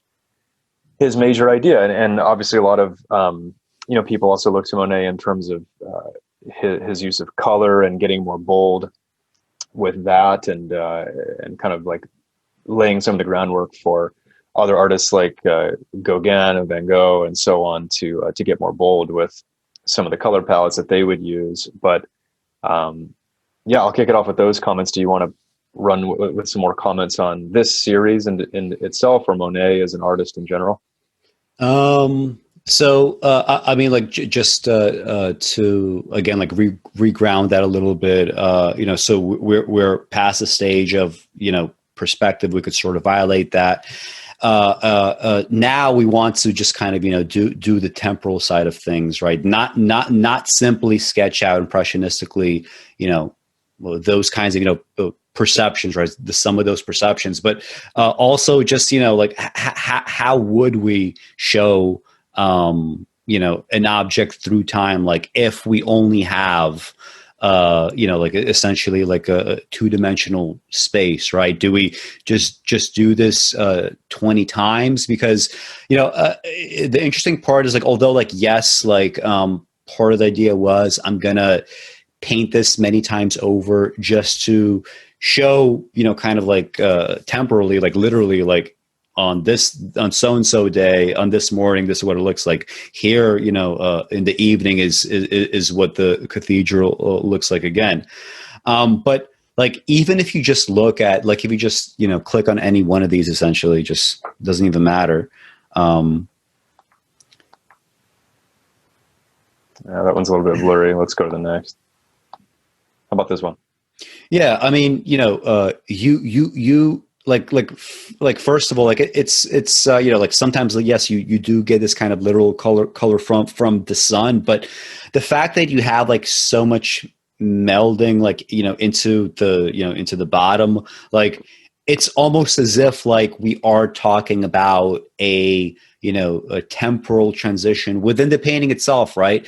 There is something happening here, right? There is, the sky at the very top is a little bit darker than everything else is kind of green, right? So, and this makes sense because, we know where the sun is coming from. So you like, even beyond like this idea of like, let's do like, cause like if you think about it, like doing a painting like 20 times over to capture different parts of like time, is that really that different than showing Jesus Christ in 12 different positions in the same painting? Simply to like show like all the possible relations that he could be in to like various ideas or objects or other people. You're just kind of like creating and duplicating, even if it looks new. So I think beyond like the sheer number of works that Monet did, kind of like going at this idea, I think it's interesting to look at the individual paintings, like apart from the series, and ask like, well, is this individual painting actually fulfilling the kind of macro desire and objective of the series itself? And I think in this example, there's plenty of places you could point to on the canvas where you could make some kind of plausible argument for a temporal shift at least being alluded to. Yeah, Yeah, for sure. I want to read one quick quote from the book about Monet Mm-hmm.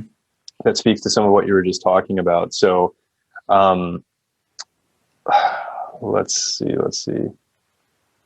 So yeah, he talks a little bit about the melding together that you did as well, where like the Euclidean concept of top, bottom, right, left, all of that begins to fade a bit with the way things get kind of like compressed into just one version of the image. But this is in relation to the water lilies series. But he says, building on Manet's manipulation of the horizon line, Monet raised the viewer's angle of vision until the horizon was somewhere off the canvas. Then, unlike Manet, he reduced the variety of elements on the canvas to two, water lilies and water. His paintings in these later years became increasingly diffuse. The distinction between what was in the water, on the water, or reflected upon the water became ever more difficult for the viewer to discern until they became a continuum of elements and color.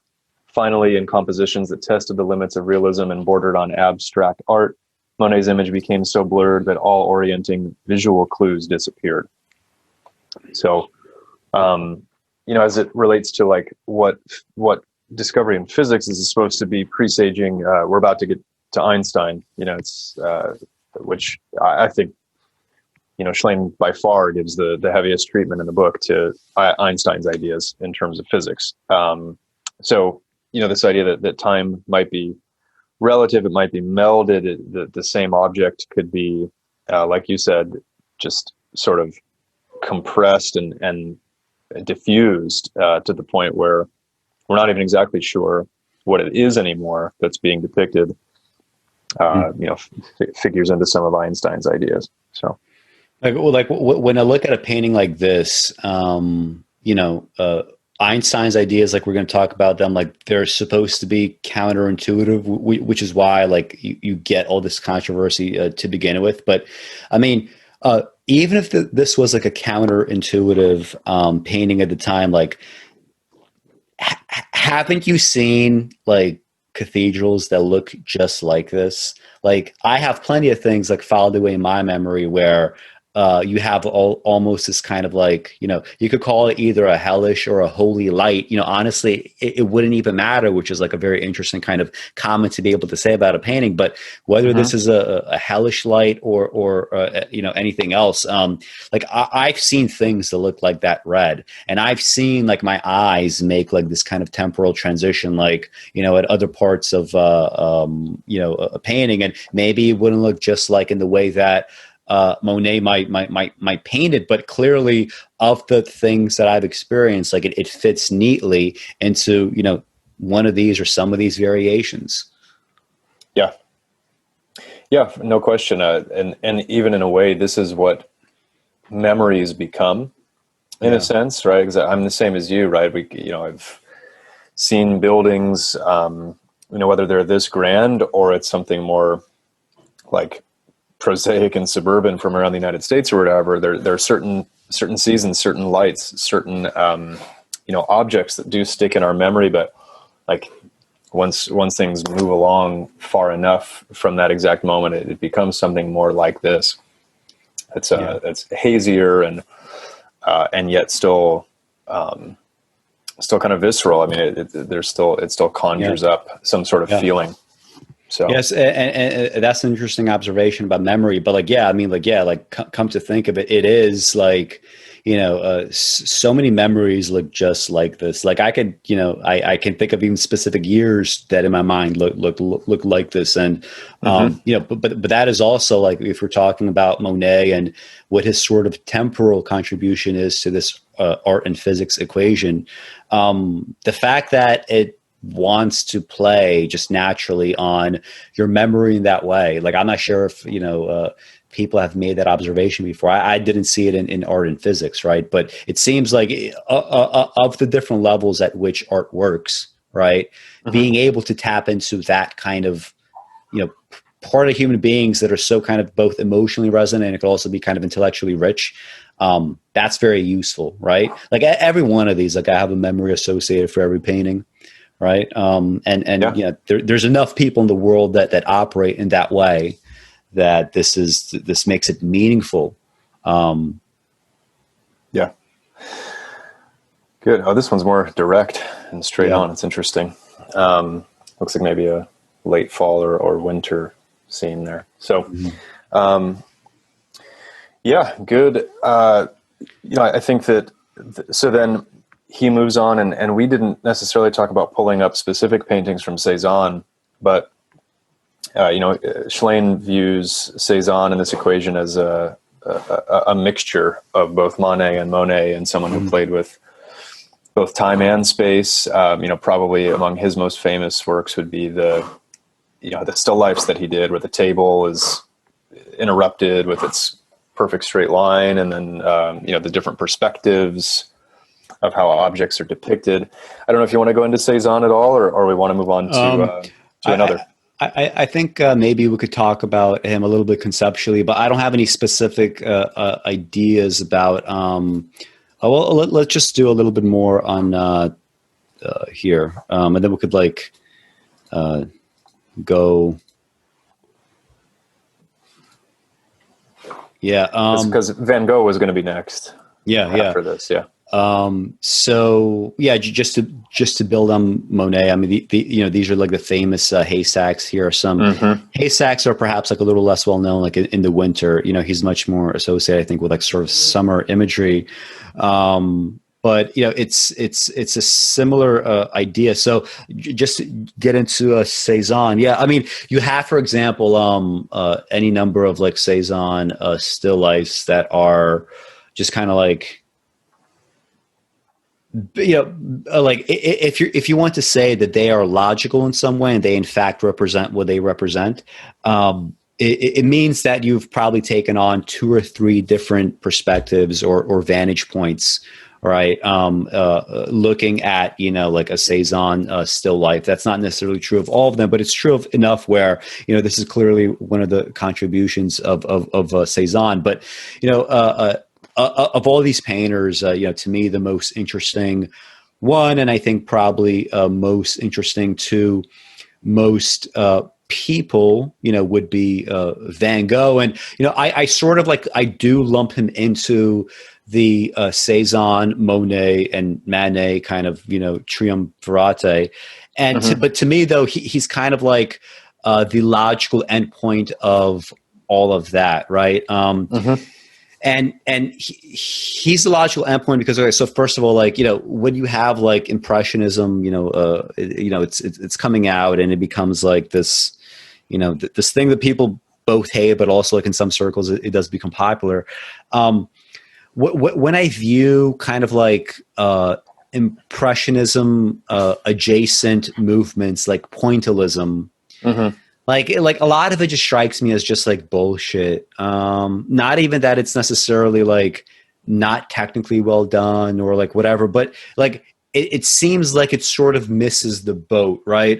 Because I guess you could say that Van Gogh is a pointillist in one regard, right? Which is like he has these like, and the reason why I went to the Dutch site here is because they have this like really nice zoom in. You see like the physical, like you see the brush strokes like all individual, like you see like at the sky, like those like almost like individual like pieces of blue tape, right, being lined next to one another. So you have like some of that, geometric space going on, but it's not, Euclidean. And it's also pointless in the sense that like each one of these strokes is like, it's made to be very discreet and very noticeable, right? But every one of these strokes adds up to something here that, pointillism usually, like most works in like the pointillist school, they don't really add up to anything except points, and there's no really reason for it to be done in such a way. But here you have clear reasons for why, do you make the sky in this way, like when you get into this corner, right? The fact that, like near the top, you can't even make a distinction between, crows as well as the sky, right? They start to merge, right? And this is just like a lot more dramatic than most Impressionism. Not that that's not great artwork. I think, you know, we've discussed great artwork in this episode, but this sticks with you. Well, let's put it this way. Maybe it doesn't stick to all people, but this layers meaning in ways that Impressionism, I feel, was like very much building up towards, right? Because here, you know, you have even, you know, deeper and deeper sets of narrative, right, throughout, you know, like all of Van Gogh's works. And this is a good one because you see the same kind of interplay of color, you know, like where would it add up to, you know, what does this mean? Why is the color just this way? But, you know, you could easily answer the question why the black is, you know, sort of merging with the blue. You could easily answer the question why this looks like a sort of, you know, crooked kind of path. You could easily answer the question, you know, why are you so kind of, you know, forced to, you know, essentially gravitate to the yellow, and how kind of like, you know, off-putting this kind of almost, you know, jovial, you know, bit of fall is next to, you know, like you can't fully give into it because so much of this color is red and so much of it, you know, darkens, right? So, you know, and like what I just described is kind of like it's fairly, you know, it's fairly basic, you know, Impressionism, but it does do things with it that, you know, previous, you know, I don't know if it's controversial to call Van Gogh an Impressionist, but I've always just like mentally put him in that category. But yeah, this to me is a kind of, you know, logical, you know, climax to Impressionism. Mm-hmm. Right, and I think that Van Gogh's traditionally been considered a post-impressionist, but it doesn't really matter. You know, I mean, the important thing is what you said, where we do reach sort of a fresh, conclusive point of the trends that have been coming beforehand in him. Color as well, you know, really, really vibrant application and liberal use of color. I had that quote from him that I put in my show notes that I can read too. Let's do that. So I think as usual, this was him writing to Theo probably, but so he just says, declaring that color was free and therefore relative, Van Gogh wrote, color expresses something by itself. Let's say that I have to paint an autumn landscape with yellow leaves on the trees. If I see it as a symphony in yellow, does it matter whether the yellow that I use is the same as the yellow of the leaves? No, it doesn't. Yeah. And so, like in that way, you know, I mean, it is this boldness to, I mean, he's doing a few things within that comment, right? He's talking about color as its own, you know, powerful form through which to communicate. And he did that about as well or better than anybody. But also the arbitrary nature and ability of the artist to make these kind of decisions and to enact their will upon a canvas, a piece of paper, a strip of film, I mean, whatever it's going to be, whatever the medium might be, to communicate the ideas that they want put across. So like, you know, again, from the standpoint you're talking about, where we have kind of like this ultra impressionist or post-impressionist with Van Gogh, it's like we go from someone like Manet playing with space, someone like Monet playing with time, and these more and more like hazy depictions of what's going on, to Van Gogh, which is, I mean, it's kind of hazy in a way because we know this isn't a pure depiction of reality. Obviously, it's much more sketchy and bold in its treatment than that. But this is him saying, you know, what matters is reality, how I perceive it, and I'm going to show you, you know, what I perceive, and you as the viewer have to interact and deal with that. You know, and Van Gogh's had like one of the strongest. It elicits among the strongest emotional response from viewers of any artist ever, I think. And yeah, like what yeah, you often hear like, oh, you have to like look at art like up close and personal. Yeah. And you know, like that to me usually is like kind of bullshit. But to be fair, when I was in Amsterdam and I saw, you know, I saw Van Gogh paintings and I saw like this like up close, this like really chunky use of paint in this way. It's a very different kind of dynamic than if you were to kind of like zoom out and view it, because he's extremely textured in that way. Right. Yeah, and I think it's kind of a cliche at this point, but like art curators will talk about how like a Van Gogh could cut you because the oil paint is like dried and it's like spiky and coming off, it's textured, coming off of the canvas at you, with how thickly it was applied, and like his paintings took forever to dry, or like it may theoretically not ever fully dry because of that, this kind of thing. But those are smaller things that again like aren't quite as important as the overall, but like the decision to do that, and to make it almost a part sculpture in addition to the painting, and then the really heavy use of arbitrary colors and this kind of thing is important. So yeah, I think too that when you compare it with something like pointillism, this is definitely a more powerful treatment, and like gives itself a reason to be a painting more so, right? Like a pointillist painting in a way, it's like the pixels on a computer screen or whatever, and it takes on a little bit of that idea. And it just kind of seemed a little bit more gimmicky. This seems like a way to communicate and a means by which to express, with Van Gogh's painting style. And of course, like this painting has mostly like straighter, heavily applied palette knife or brush strokes, whereas like his swirl technique was also really interesting, the way he would employ that. But your question was, does Van Gogh require potentially just a more nuanced treatment? I think we've already kind of gone through some of that here, than what the art and physics kind of interpretation allows. And he talks about Van Gogh a little bit more in terms of color and, almost on the verge of Fauvism with what was to come. So, I think one other quick thing I'll say about Van Gogh, and then see if you have anything else we want to move on again, is I did watch, so speaking of Ethan and the New House, he put out a video just a little while ago. It's like maybe 25 minutes long, talking about Van Gogh and his work. And like one of the things that is just kind of like a trivia thing that was interesting to me that I got out of that was that he was talking about like Van Gogh's arbitrary depiction of the world, like, and he did all these self-portraits, which are among his most famous works. But I guess in real life, apparently Van Gogh was quite overweight, Oh, really? And like even less attractive, than what he like pictures himself to be, which is just interesting because when you look at his self-portraits, he's very angular, and kind of like skinny and almost like like emaciated a bit in like a few of them. So that, and maybe that was true like later on if he was struggling for money, for food or whatever, but nonetheless, just pointing to him, just deciding how to depict the world. And this is how I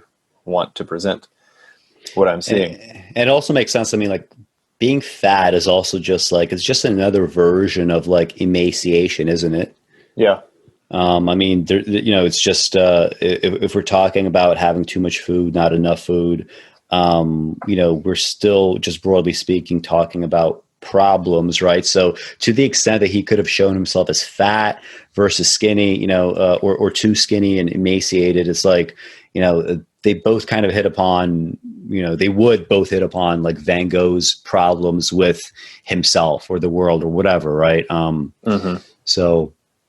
Yeah. So in the book, how much does Shlain talk about Matisse? I mean, again, I'm just there's like 2-3 pages, I think, just on the blue, right? So he's like very emphatic about the blue, right? And he also talks about one of the paintings we'll show. I mean, I can pull it up now, which would be the dance, right? Because the use of blue in there, and also the let me screen share quick. Hold on. The lack of connection between all of the dancers, where we get one of the hands not joining another. Can you see that okay? Yeah. Yeah, so this part right here, it's easy to see. But yeah, so Shlain talks about like a couple things here again, like the use of color and the liberation of color that that Gauguin and Cezanne and Van Gogh and now Matisse were all part of, with these more arbitrary depictions, of relativistic depictions of light and what it does and does not do. But then here, with like this circle, so these, if you want to call it, hearkening back again to these ancient forms of antiquity, like a perfect circle that ideally would be joined, and here Matisse has unjoined it and is communicating these more relativistic ideas about relationships again, and the fact that maybe not everything is these perfectly linked chains as we'd like to think about it and perceive it. So this is a very good painting. I mean, again, there's like, we could talk about it in terms of Schlain's interpretation, and then we could go beyond that and talk about it just with its own meaning that it's maybe implying, because it's, we've got a simplification of the human form here, like radically, more or less childlike in the depiction of how much or how little detail is really there, and even like the blue and the green, like, what is this? Is this a sea and the shore? Is it a hill and the sky? Like we just can't really know because there's so little information imparted. And I mean, like you could have that interpretation. I mean, you could say like it could be the sea because, although yes, his foot is entering it, it could just be the shoreline. Like he knows how to give an appropriate amount of evidence so that, you have something to latch on to. You have something that you're able to say, just kind of like objectively.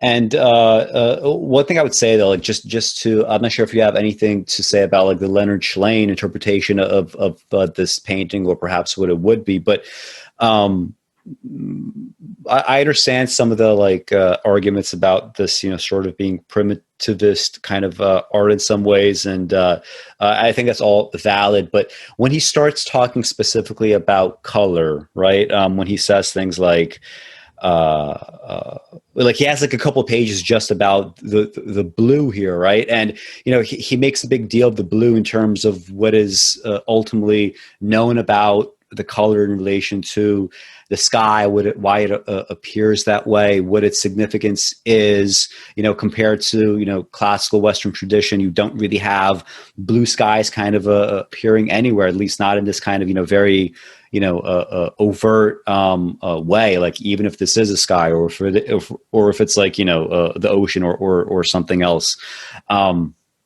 But he never quite though first of all, the idea that you would use this as a presaging of the physics in that way, like that specific example doesn't strike me as very like if he just kept it generic, like this might presage physics in some way, I could sort of see in my head like a couple ways where that's the case. But I feel like that specific example is just kind of it's probably an overreading. It's probably just like a just so story that he was later kind of more and more guilty of in his other books.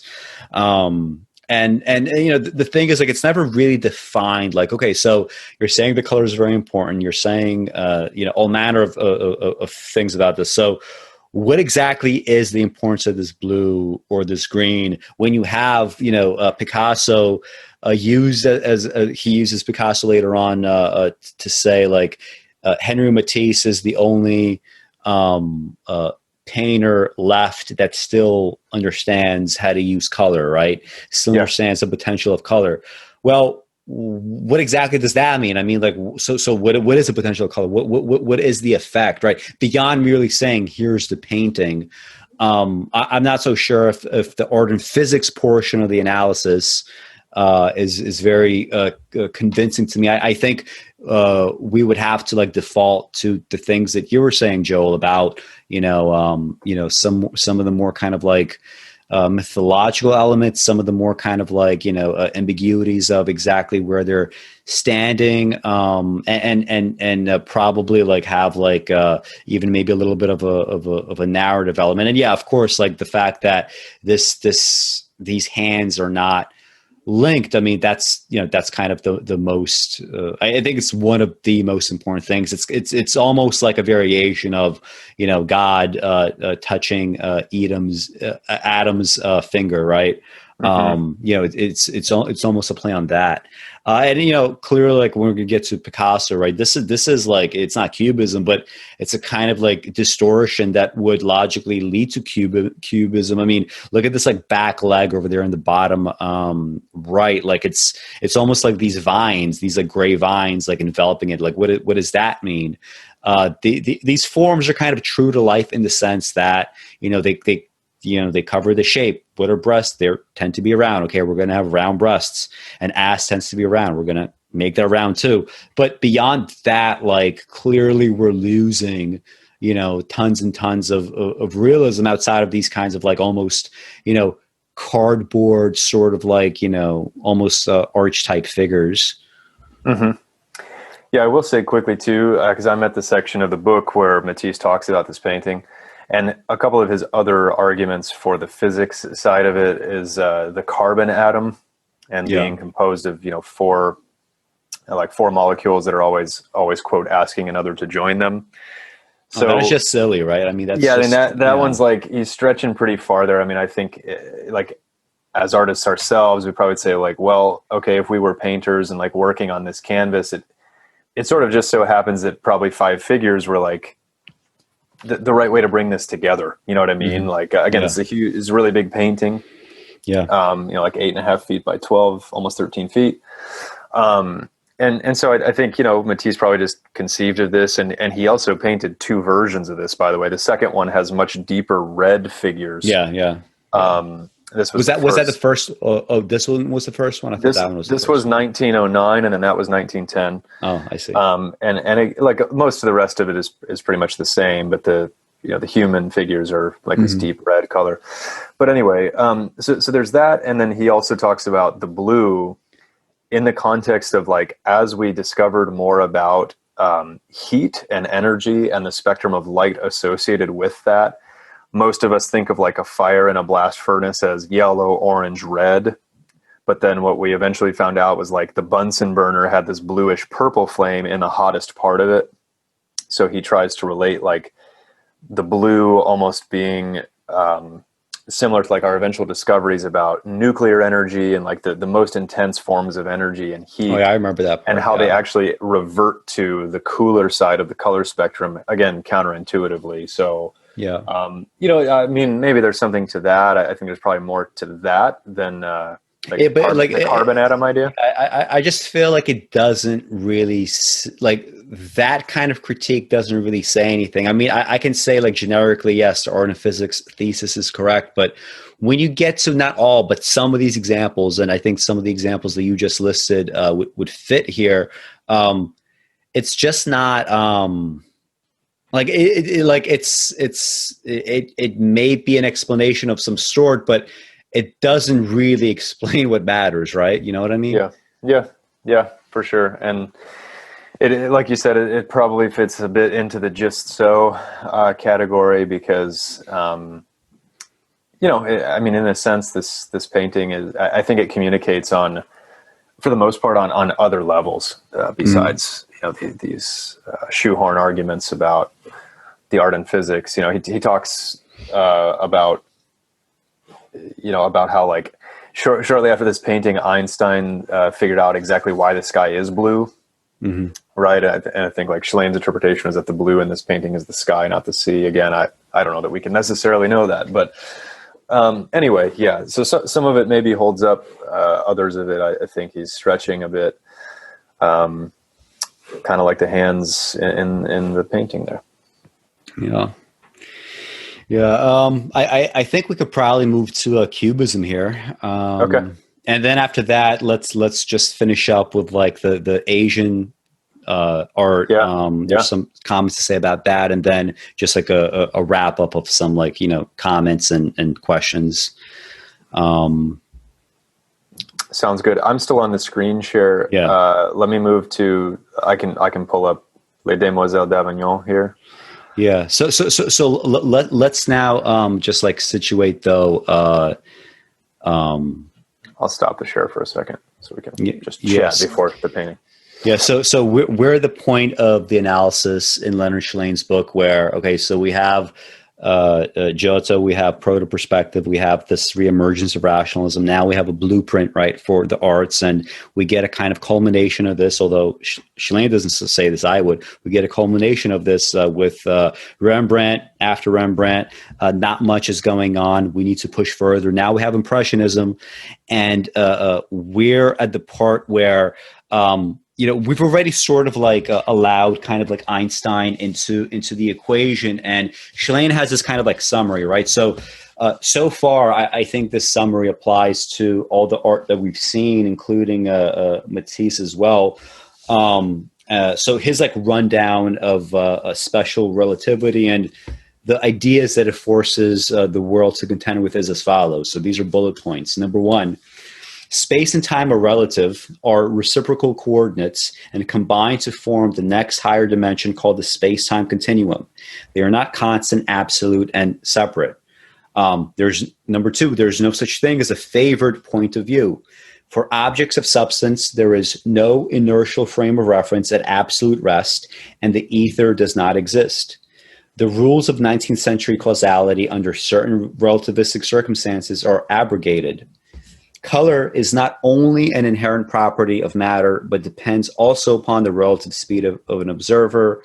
A universal present moment does not exist, and observations about reality are observer dependent, which implies a certain degree of subjectivity. So, I mean, all these things that are, baked into a special relativity, like we've already seen, like, so many hints of that, right? I mean, whether it's Monet saying we need to have, multiple, like we need to have as many perspectives as possible on, this haystack or this cathedral.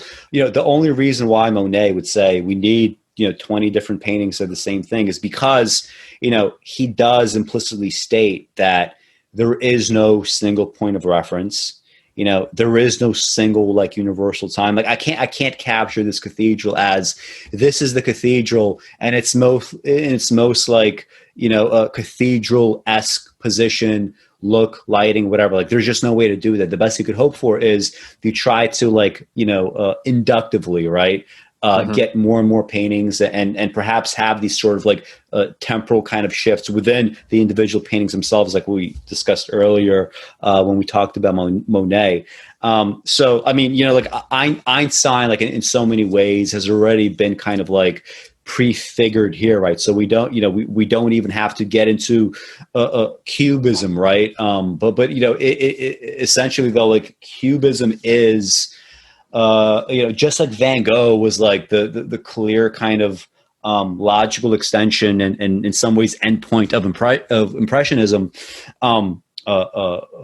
We have like with Picasso the endpoint for like to get back to the art of physics portion of the argument, like like this like how can you fully show like special relativity and Shlain would argue that this is going to happen through Cubism, and it happens through Cubism specifically because you have in one painting, essentially like multiple advantages. You have also that, almost like that mosaic quality going back to the medieval era. Like you're kind of like dipping into literally, you have Euclidean space. You just do. You have a proto-perspective as well as true perspective. Like there's this one I forget the name of it. There's this one painting by Picasso where to show kind of like almost like the lecherous quality, I guess, of like this male, he's like walking with his arm over this girl, and she's almost kind of like cowering, and his like he's kind of like large, but the arm just kind of like becomes huge, right? Like all enveloping, right? Clearly that violates, if you want to take it to perspective, like that violates perspective in that logical space. But, you have tons of like Euclidean spaces in the cubist portion of like the cubism itself, right? When you literally have like those kinds of cubes. So like all of this is being dipped into to show like, comprehensively, what do we need to see the world anew, to see the world further. Einstein says says special relativity. Picasso would say, here's that, being kind of, transcribed into the arts, right? Being kind of like prefigured by the arts. So we're kind of like, near the kind of endpoint of Leonard Shlain's argument here. Right. Well, and also Picasso implementing the more primitive, whatever you call it, like primitive style, I guess, in his painting, and the connection to, which we'll feed into probably our talk in a minute here about like Eastern versus Western / Western versus any other culture, like conception of time and space.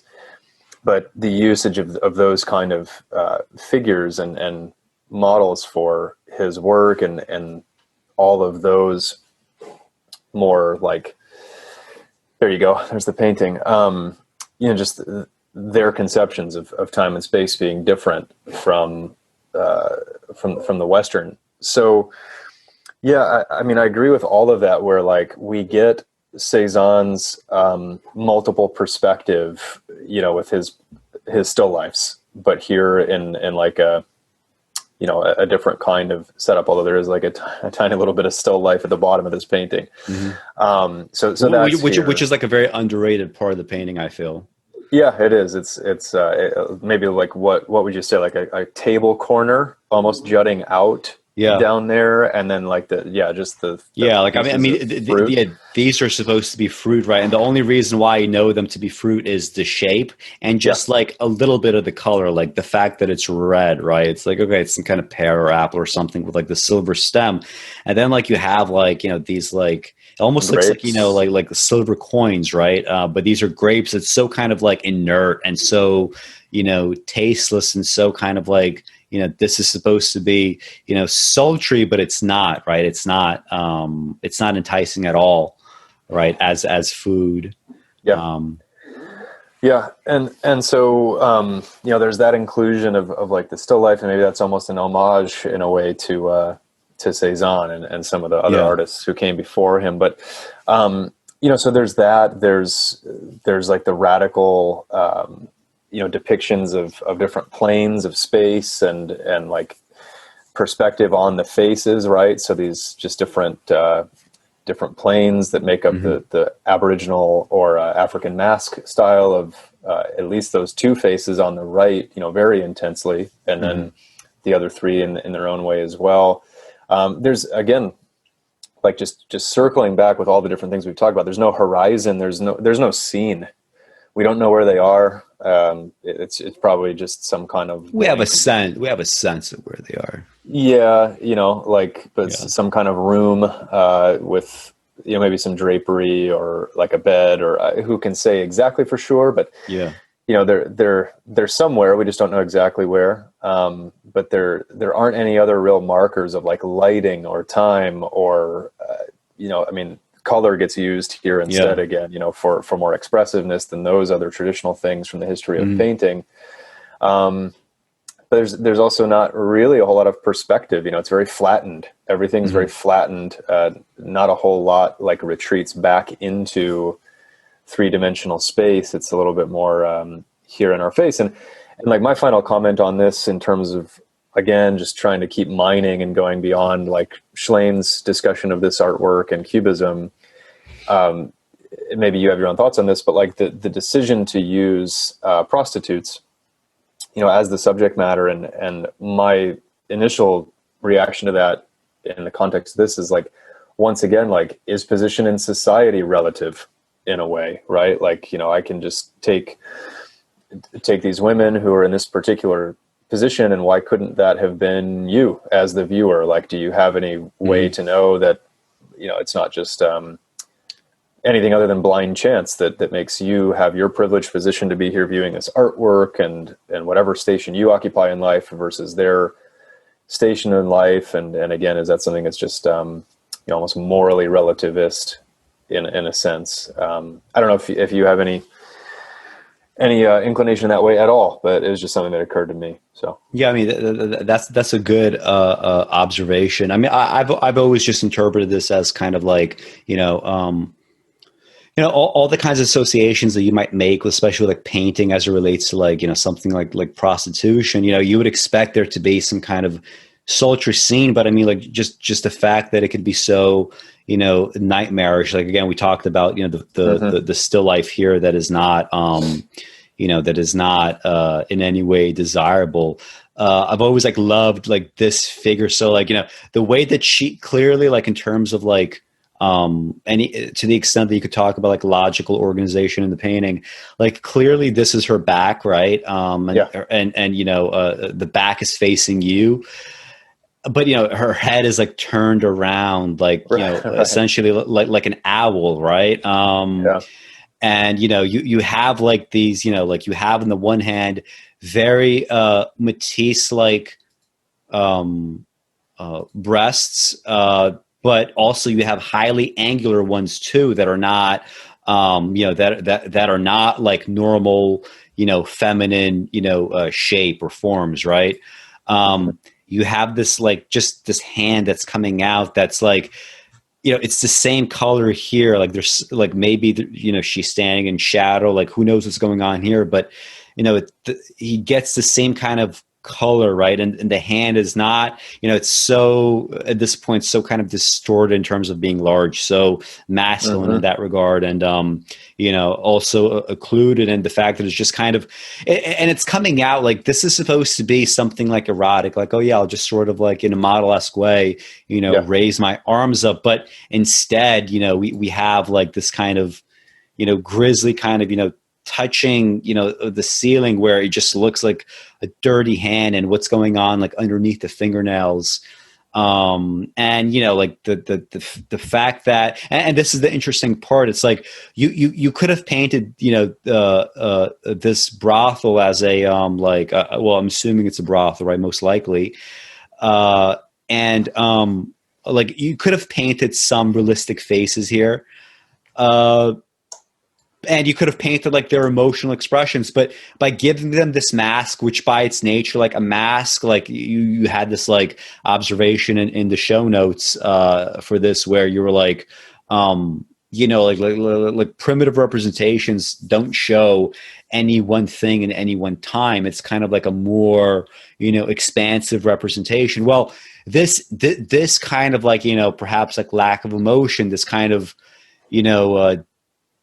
deadness in a sense, like, you could imagine, like a turn of the century brothel having, women that are, kind of like hurt in this way by their position in life. Right. So, by giving them an African mask, it's not like blackface. You're literally, what you're doing is you're replacing all the kind of, emotional possibilities with the one that is represented by this kind of unemotional mask, right?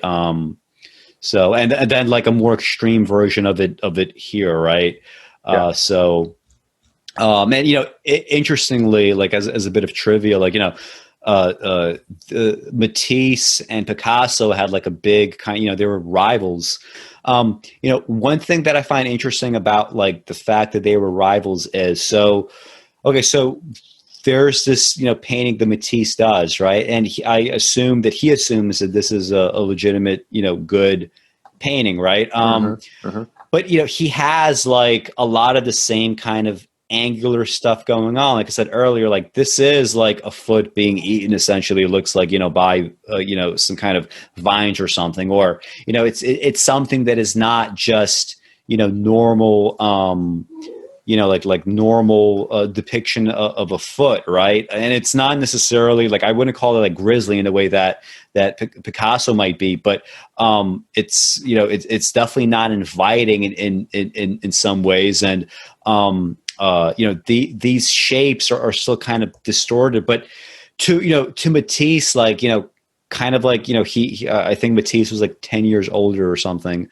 And they are, but like to Matisse, like this was a step too far. Like he saw this and he just completely flipped out. Like he said that this thing should not have been done. This is just a mockery of modernism, right? Yeah. This is making fun of modern art, right? This isn't a riff on modern art. This isn't, a legitimate kind of addition to modern art. This is just kind of like, a pointless haranguing of modern art. And the fact is, like, we know that's not the case, right? I mean, we know right now, like with the gift of hindsight now more than a century, we could say that, this is clearly an addition to modernism. And Matisse, like, thinking that this went too far, maybe that was a legitimate criticism in his head. But I think, like, taking a wider historical view, this is Matisse responding to, something that was just kind of like, even ahead of Matisse in many respects. And, like, kind of like not seeing, a place for what you're doing, kind of thinking like, maybe what I'm doing here is like the logical endpoint of whatever this set of movements is. And this therefore, is out of bounds. I was going to say too that in regards to his use of primitive figures and imagery here, that Shlain does talk in the book about like the non-Western conceptions of time and space, and how like there are certain people groups where like to try to orient a work right side up is strange, or in their language they don't have tenses. There's no past, present, future. Everything's an eternal now. This kind of stuff, which also then feeds into his larger discussion about just generally Eastern versus Western conceptions of time and space. And so I don't know if you wanted to use this to bridge to that, or if there's more to say about Cubism. I mean, Schlain's big, I would call this kind of the crescendo of the book in a way, when he gets to Cubism. Although there's almost 250 pages after it, Yeah, there's a lot of book left, but this is the high point, I think, is when he kind of reaches the culmination of all these prior discussion points, and really that like 1800 to 1920, 1930 stretch of painting. Yeah. And, he gives so much credence, rightly so, but just a lot of pages to Einstein. Yeah. In the physics community, right? And like everything leading up to relativity and the importance of that. So I don't know if you had anything else you wanted to say about that specifically. It looks like you might have a Duchamp work. Yeah, I mean, just like there's futurism in the book as well, and Duchamp is an interesting character, like mostly because like I mean when this thing was hung up, like all these other modernists around him, they were like we don't know if this belongs in the same category, not even like qualitative judgments, but just like is this even part of our movement? Get this guy out of here. Like, just like, just seeing these people like behave like in such kind of like bitchy ways, it's just kind of like, gatekeeping everything. And Duchamp, like, he didn't have any, he was associated with so many movements, but like, I think it's overstated the fact that people try to pin him down in any particular way. I mean, like, I wouldn't call this making fun of modernism, right? No. This is just saying, okay, so if modernism says this, if Cubism says this, how can I just keep pushing this? So, okay, so I'm going to call this a new descending a staircase, and here actually he put the title here in French, and you see the little signature there. And I'm going to give you also like dozens, perhaps even more perspectives. I'm going to show you what this looks like in time. And also, he hated the concept of the nude, right? He was like, the nude is such a trite part of visual art, and it's kind of true, right? And here's like a new way, I guess, of doing it. Is this a great painting. I mean, it's sort of hard to say. It's definitely not, the best, if we could broadly define this as cubist, but clearly it belongs, right? There's things of substance and of value you could say about it. It's done in a way that's interesting, to sort of like, push them out of this movement. It's kind of, it's kind of silly. And, after like they decided to like no longer hang his painting, he was essentially just like, like, fuck this. Like, I'm not going to get involved in any kind of like schools or any kind of like, cliques. Like, it's just so fucking silly. And, weirdly enough, like when you look at modernism, like Duchamp like, just seems like in some ways, although like he seems like superficially the silliest of like so many people involved in modernism, he's probably like one of the most mature actors, not only in terms of like his art, but also in terms of just his kind of like, philosophical orientation. I don't know if you have anything to say about that or this painting. I mean, I don't have too much else to say about that. Yeah. No, I don't have anything to add there. I pretty much agree with your assessment on Duchamp. So, I mean, the last artist that I had mentioned who gets a brief mention in the book is Marc Chagall, and I think you might have a painting from him there.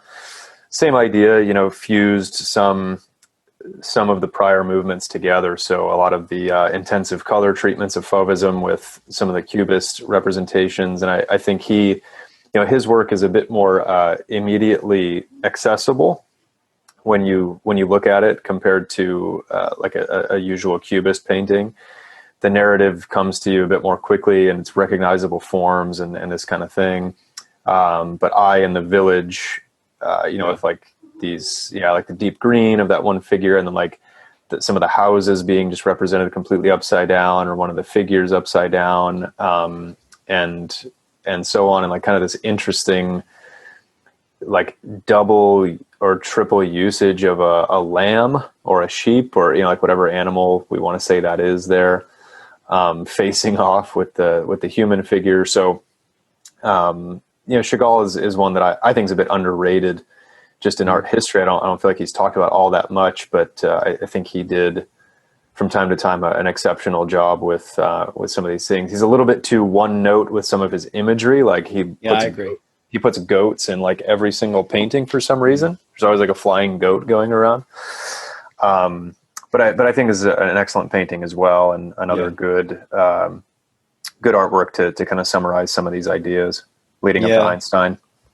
Yeah, I mean, and even if he might be one note in some ways, I mean, he also just includes stuff that I don't want to say it necessarily confounds critics, but stuff that might be red herrings, but people kind of go for it anyway. Like, we have this tree at the bottom. Like, yes, I mean, we could talk about Jewish tradition, and we could talk about the tree of life, and, the tradition of any kind of, most religions actually have some kind of like, riff on this kind of like tree of life kind of thing. Or maybe like a kind of like, if not tree of life explicitly, then some sort of like, Gaia hypothesis, right, for their own, underpinning for how the world works. But I mean, you don't have to interpret that in this way, right? I mean, like I feel like I read a lot of interpretations where people just really want to rush into saying, oh, this has to be right. And the fact is, like, it doesn't have to be anything, right? But like you could have that as one of the layers, like to get back a little bit to the art and physics kind of portion of things. It's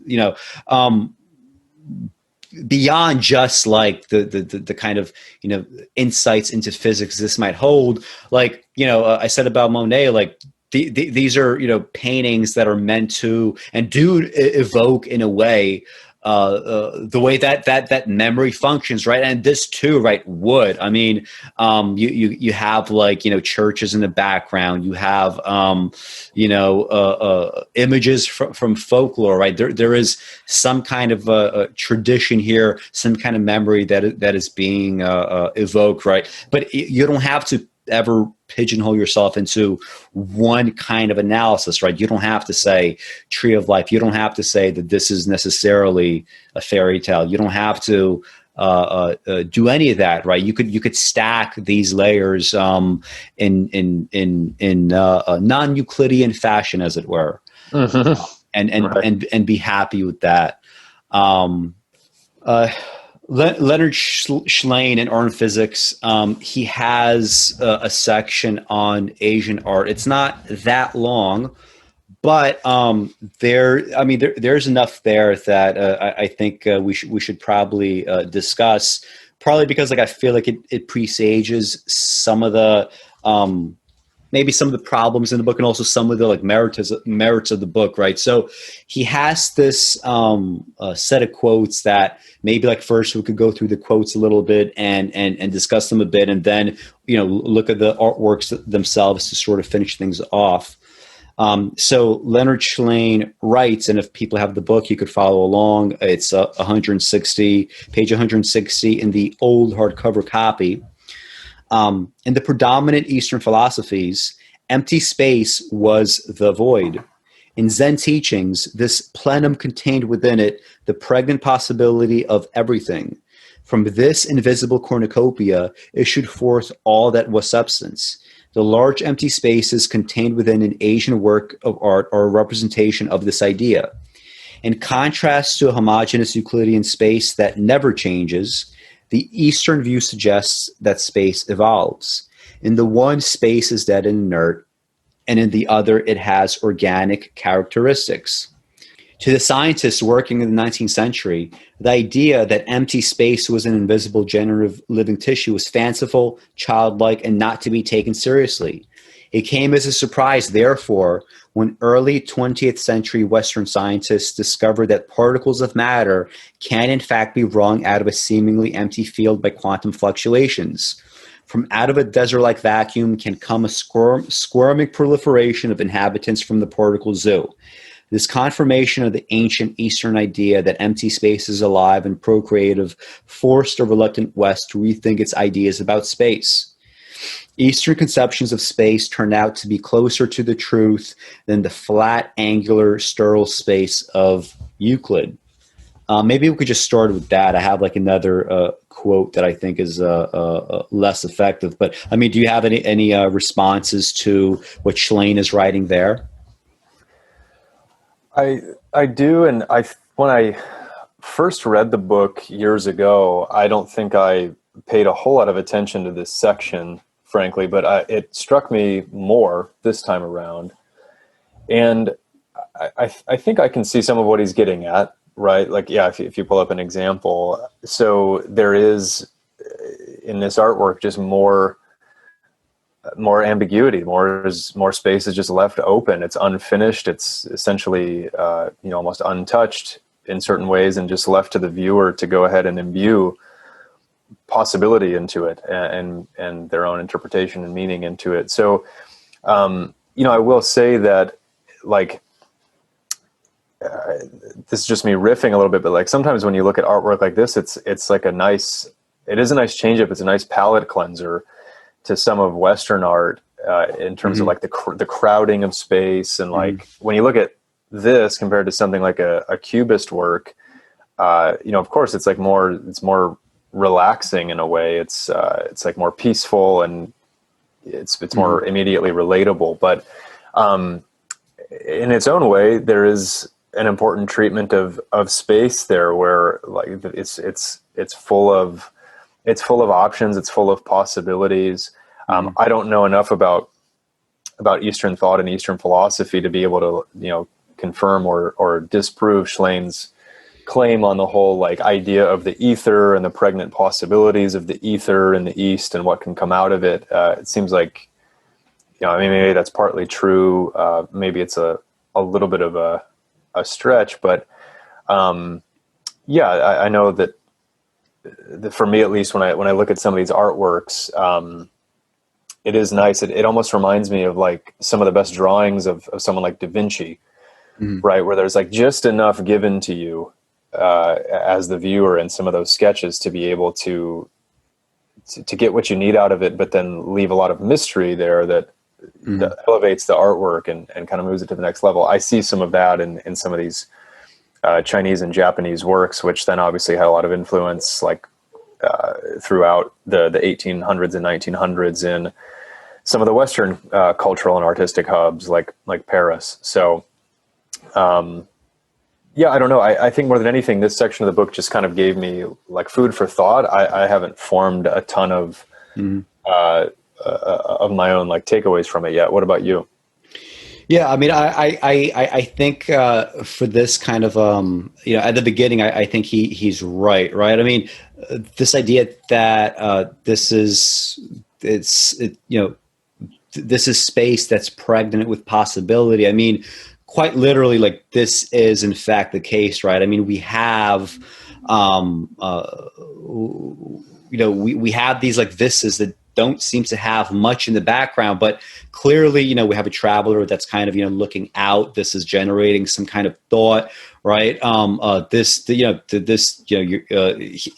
He keeps doing this thing in the book where he keeps calling, Chinese landscape painting as, essentially a prop for meditation, and in that kind of limited sense, I mean, I guess I agree, and to the extent that yes, like a lot of these paintings were in fact used and kind of patronized specifically for that purpose, but to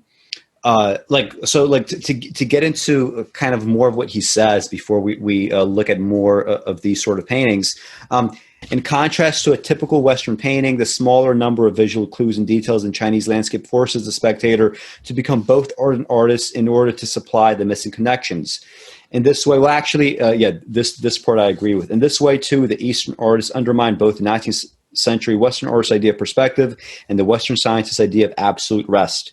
To the extent that Chinese paintings force you to supply the missing details, I think that's totally true, and I think that also shows to what degree not just visual art, but also definitely the written word at that point. I think this painting, just to be clear, this is Ma Yuan, and I believe this is the Song Dynasty. It's either the Tang or the Song. I'm pretty sure it's the Song Dynasty. So already in the Song Dynasty, we have Impressionism. This literally is Impressionism to me. It looks like a Van Gogh. Yeah. I mean, look at how just these wisps of these branches, right? They're almost made to be translucent, right? The technique here is not simply to use a lighter color as you would maybe with Western paint, but here, if you have this kind of ink, the technique would be, how can we use this would be, I guess, one of the main differences between ink and paint in that regard, right? Like with paint, you don't necessarily make it translucent in the same ways, but here, if all you have is black and white, I think originally this was white. I think it just turned yellow over time. Well, maybe I'm wrong, but the technique that you have available to you is let's just apply a lighter brush, right? And we're going to have this ethereal, translucent kind of quality, right? This is Impressionism. And by the way, we're not going to do that for the bird, right? The bird can come out in this kind of, I don't want to say full force. It's still kind of a little bit impressionistic, but it's not as wispy as everything else. Here you have a figure that, in contrast to the Impressionism, here you have very, very kind of sharp relief, right? A lot of the densest lines, right?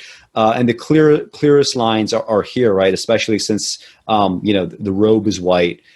This is going to be the most kind of, stark kind of relief. To me, this is Impressionism in many ways, centuries before Impressionism, came to the fore. And this was done without,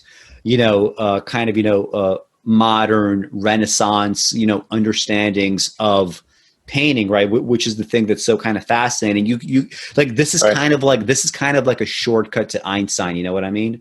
And you get to it without even going through the scientific discoveries. At the end point, you might not even have those scientific discoveries, but in some way, your artists are still doing the same presaging and prefiguration that artists in the West are doing, right? Because it's just historical circumstance that it's just happenstance that the science came out of the West, but that reality was there uniformly all across the planet and the cosmos. So to the extent that artists are are able to prefigure this. Like there's no reason to assume that something like the Tang or the Song dynasty, which were ahead of Europe, right, in terms of like cultural development and physical development, back then, like it makes sense that you could have people that see ahead because, I mean, culture was ahead, right, of the West by so much at this point here. So,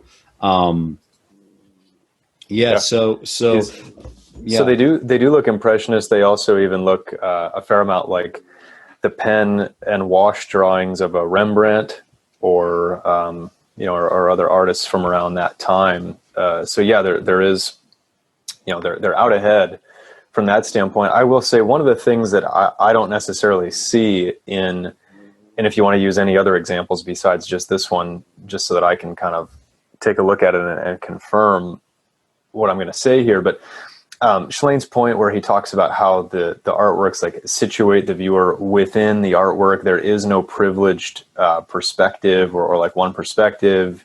You're forced to become the artwork, that kind of thing. I don't necessarily agree with that. I mean, these pictorially and in terms of like figure and ground relationships do look a lot like Western artworks to me. Yeah. I mean, maybe there are some elements that are a bit different, but like that last one, I mean, it doesn't look that different from how, Cezanne would have drawn up and then painted that kind of scene. And clearly you have like perspective, right? You have like, Euclidean rationalism, obviously, right? Right. Like you have that. It may be not like, like it's the perspective is not put necessarily to the same use, but you have the same technique, right? This is also my view on this is also, but like also when we say Western painting, like we mean like, last few centuries, and this right. We're talking about 10 centuries behind, right? So, this is why like part of it is just kind of so amazing. And I mean, you like in terms of like just reading this, through an impressionistic lens. I mean, a lot of the white, right? Like that negative space, like that's probably missed, right? You could do that as a reading. It would make sense because you see trees kind of like disappearing there, and just by having like lighter touches here, you have this disappearance into the mist. Like this is, like this is like a kind of chiaroscuro, right? Like this is, a variation of it, I guess. It does bring up really interesting questions too about, you said just a minute ago that the scientific discoveries happening in the West were kind of, just pure happenstance. I mean, why didn't those same scientific discoveries happen in Chinese or Japanese or other Eastern scientific traditions, that were at one point very far ahead? I think it's a really curious question. I don't know if you have any insight into that. Only because I answered sometime in the past few months a comment under my Coleman Hughes essay, where I was arguing with somebody about the decline of the Middle East, right? We used to have like a very kind of rich intellectual tradition. We had so many most of the kind of medical advancements that were happening in the Middle Ages, like. They were coming from the Middle East, right? They were not coming out of Europe, like the explanations would be, as varied as like we had like the sort of salination of the soil, right? In parts of Africa, we had the siege of Baghdad, like from the Mongols, like all these explanations are always like outside of material, right? They're not like there's something within the culture that prevented it from reaching, the ascendancy of like intellectual heights. Cause like, sorry, this painting is more or less intellectually speaking, the equivalent of like much of Giotto, right? Like we don't need, we don't need the halo effect of the Renaissance. We don't need like any of that. As far as like why cultures come in decline, I mean, almost always just like we have like the guns, germs, and steel thesis for why cultures come to the ascent. We're going to deal essentially with very similar explanations for why things go the opposite direction eventually, because literally, like in history, for every culture that has reached ascendancy, we have a culture that has collapsed, like literally, right? This is just no way to escape the dialectic. And it's often, like, the reasons might be varied, but foundationally I feel like they tend to be very similar. But I'm not sure if you have anything more to say about this painting, because I found a quote that I find more problematic from Shlain about kind of like Asian art. I mean, do you want to say anything more before I get into that other jag? No, go for it. Go for that quote. Yeah. So yeah, after he talks about, ultimately, just to whet people's appetite, we're going to finish the discussion of the specific artworks with 36 views of Mount Fuji. Hokusai, like famous printmaker, maybe the most famous printmaker in Japan. So after Leonard Shlain has his discussion of Hokusai, he sort of like goes back to, like, I guess, a bird's eye view of Asian art, which I found to be kind of, I don't know, like in some ways, like maybe a little bit silly. So let me just put this on as a full screen for you guys. And that could set the mood as I discuss this quote. So this is how Leonard Shlain finishes his discussion of Asian art. Eastern and Western concepts of time are as different as the two conceptions of space. In the West, most people believe the past is something we have left behind and cannot see unless we turn around, while the present is where we exist momentarily as we stride confidently facing forward into the future in front of us. But in a more accurate metaphor, the Chinese liken time to a river and human awareness to a man standing on its bank facing downstream. The future approaches him from behind and becomes the present only when it arrives alongside where he is standing, and he is first conscious of it out of the corner of his eye. Thus, before he can assimilate the present, it is past already. I think perhaps, like, you could say that about, like, some Asian art conceptually, maybe, but I always bristle at any kind of comment that starts something like the Greek culture or Chinese people believe. Like, when I think of, like, Chinese people believing something about time, just generically, most likely what I would find is, let's examine, like, personal, like their personal relationships to time. Like, the fact is, like, each one of us has such a kind of unique, relationship to time. Like one of my problems is, when it comes to my approach to time, is I overplan quite a bit. I tend to leave, like, some things sometimes to the last minute. I often feel, time being so kind of, because, I'm more younger than I am older still. I'm still not fully, like, reached what is hopefully like the half point of my life. My relationship to time is more so kind of like, there's always this, like, abstract future that's never going to end. Right. Right.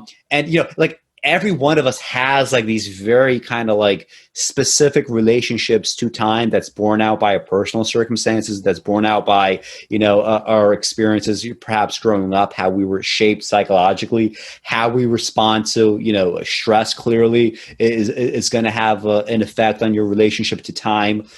So, I always bristle at these, like, suggestions of, like, the Chinese see blah, blah, blah. I think that, you could say that perhaps philosophically there is a kind of, like, intelligentsia, in China, in the Song dynasty, that sees, time a certain way. There is, perhaps an intelligentsia in Japan where, the printmaking might be sort of kind of, informed by those conceptions of time. But I always bristle at those kinds of like broad stroke suggestions, because I know that the reality of how people see time, it's actually more varied and more interesting and more unique than Leonard Shlain might give people credit for. And also, just on a side note, like when he talks about Chinese landscape painting, and he does, often go back to, like, for example, like Tang Dynasty painting. He does this thing where he keeps like insisting that the right way to view it is like, this is an object of meditation, so therefore, X, Y, Z. Well, I mean, look, it's true that this is an object of meditation in some ways. Again, it could be commissioned for those reasons, but it strikes me as cogent of a point as saying, well, the right way to understand Charles Dickens is, and the right way to understand the work of like 1800s Russian classic writers is they were writing by the chapter. They were getting paid essentially by the chapter. So it made sense for them to like really pad out books and make books as long as they were. And that's just kind of like an example of, artists being artists and eking out a living and sort of, embracing that bohemian lifestyle in that regard. Like, you could sort of make that argument, and yes, like the fact that artists, like writers, were paid by the chapter explains why we have so many of the excesses that we do in Dostoevsky, that we do in Charles Dickens. But that's not, that should always be just a limited part of the discussion, right? I don't want to frame like Chinese landscape painting as like objects of meditation, because that's just too limiting, or like conceptions of time as just kind of like essentially presaging laws of physics down the road, because you tend to miss a lot of that kind of ham-fist analysis, as useful as it is, right? I'm not sure, like, if you want me to, like, I could go through these prints, like if you have, like, maybe you could start off these the conversation about the prints themselves. This is a work that was like so 36 prints, right, that were made between 1823 and 1829 in Japan by Hokusai. So we're going to go through all 36 of these. So I'm not sure if you have anything to say. Just, we've been staring at this for so long. Just one quick comment would be that, I can understand where you're coming from on the conceptions of time, like on a culture-wide basis, and maybe it's just too broad, because similar to what we were talking about earlier with individual formations of memory, and how maybe someone like Monet plays into that, and what have you. Generally the concept of time and how we anticipate time, experience time, and then remember time is different, to every individual person.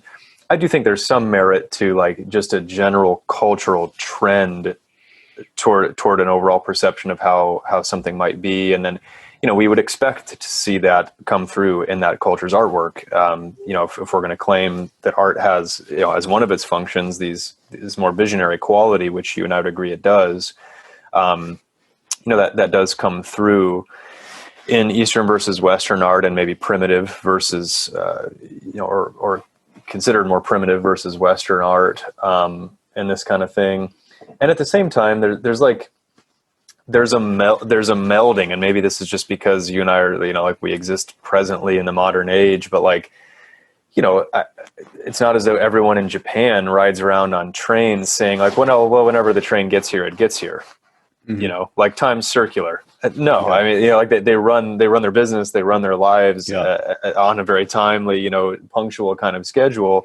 And literally like every civilization would have to like be competitive in any way, right? Yeah, of course. So it's not, I mean, and let's face it, some of the civilizations or societies that maybe haven't at least adopted some of the Western conceptions of like time moving forward or moving ahead, have fallen behind in certain important areas that like, would make the average citizen's life better, right? In terms of like technology and transportation and medicine and commerce and all these kind of things. So, there is this this cross-pollination of different conceptions of time, because at the same time, someone in Europe or America could take up a meditative practice or decide to separate themselves from like typical quotidian workaday life and go become a monk or whatever, and all of a sudden their conception of time is going to alter because of that. Whether they're like artistically inclined or not, it's just going to happen. So, it's too broad of a brush to paint with, to say that an entire culture views time in such and such way. But I do think there are some general trends. So anyway, let's go through these prints. Yeah. I mean, you have anything to say about this one, the most famous one, I think? Yeah, the most famous one. I mean, this has become like it's just a cultural cliche at this point. But it's so much better as the original, right? Because this has so many variations that are inferior. Like I'm just seeing this like really up close for the first time, in the past couple of weeks, and much better than the recreations that we've seen. Right, for sure. And in its context as a series of 36, I mean, it's very important. I doubt the typical person who would wear this on a T-shirt knows that, right? Yeah. I mean, they probably just think it's like, oh yeah, this Japanese artist made a wave painting, whatever. So no, I mean, one of the things that's interesting about this first print in the series is actually how large Mount Fuji is. So therefore, maybe theoretically how nearby it is to the sea here.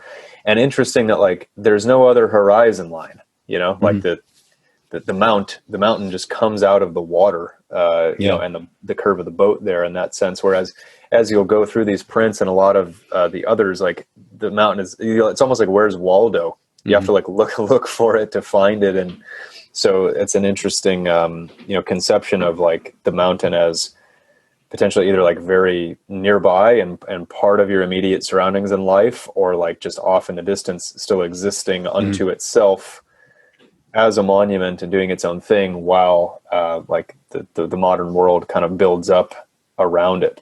So to the extent that there is any kind of horizon line, I just saw this for the first time. This part of the print. Recently. Oh, look at that zooming. Nice. So like, I mean, this black, right? He just said, listen, I'm just going to put some black ink here, and I'm just going to shade it, down to like a gray, right? I'm going to apply this much of the brush. And like that is also like a kind of horizon line, but it's also being obscured, right? And also like it's being obscured even before Manet, right? I believe this predates Manet, right? So this is kind of doing the same kind of effect, and the fact that like, I mean, just using like so we know that blue is the color that he's using for water clearly, as well as white, obviously. But I mean, this behind the mountain, right? This black, like, is it just fog? Is it kind of like, going back to this idea of perception? Is it, is it the perception of like water, as black in that way? Like, is this just a depiction of the horizon? Like, what exactly is going on? And the fact that you have enough ambiguity to answer this, like any number of ways, I find interesting. Like, I did not notice this detail previously. So, this is something that wait, there's more. Oh, Jesus. Look at that. Now I would completely lose look at that.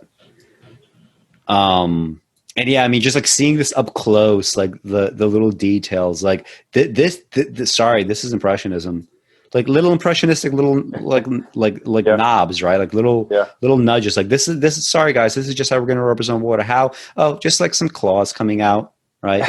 We're just gonna keep doing this as a kind of like tessellation, right? And that's good enough. It's good enough, guys.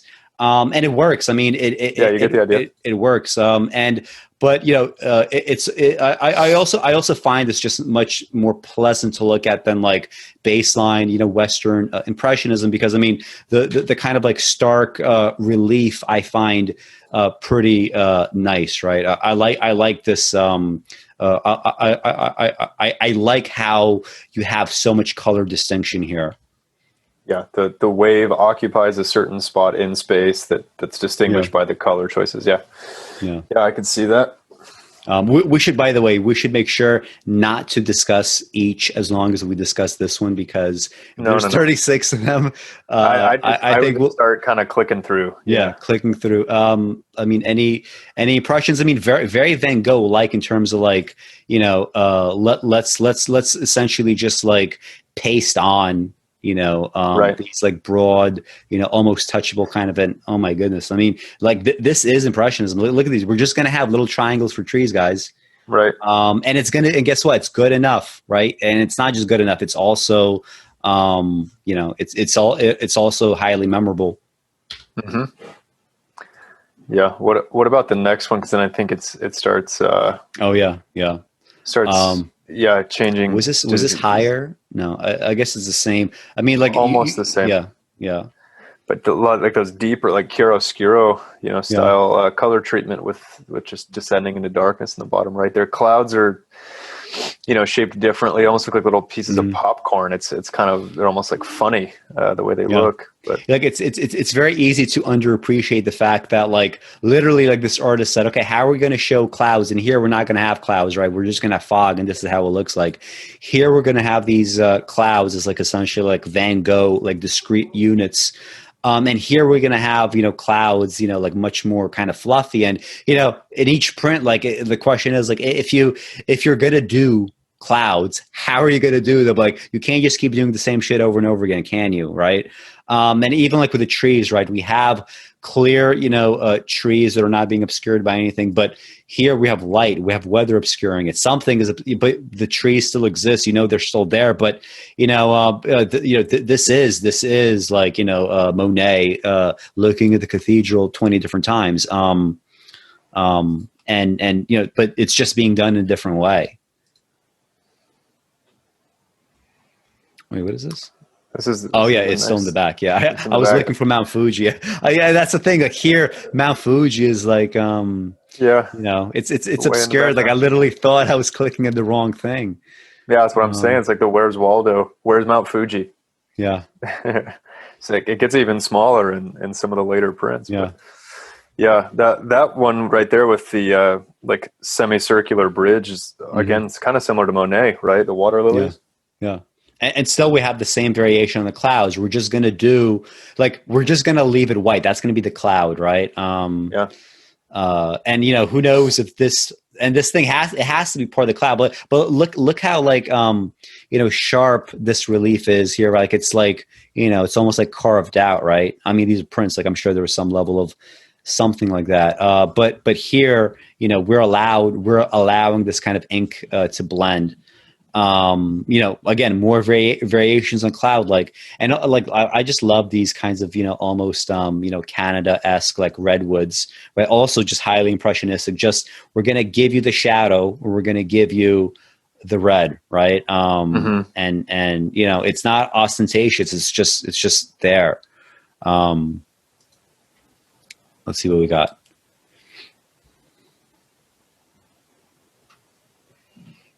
Yeah, so the tree becoming more prominent here, the upper left, and then this is one of the ones I remembered with like the mountain intersecting the roof line on that building. Just kind of interesting. It's like we're situated maybe in some kind of neighborhood or encampment. I don't know. Again, no clouds here. I mean, just the white, right? Again, just a totally different treatment.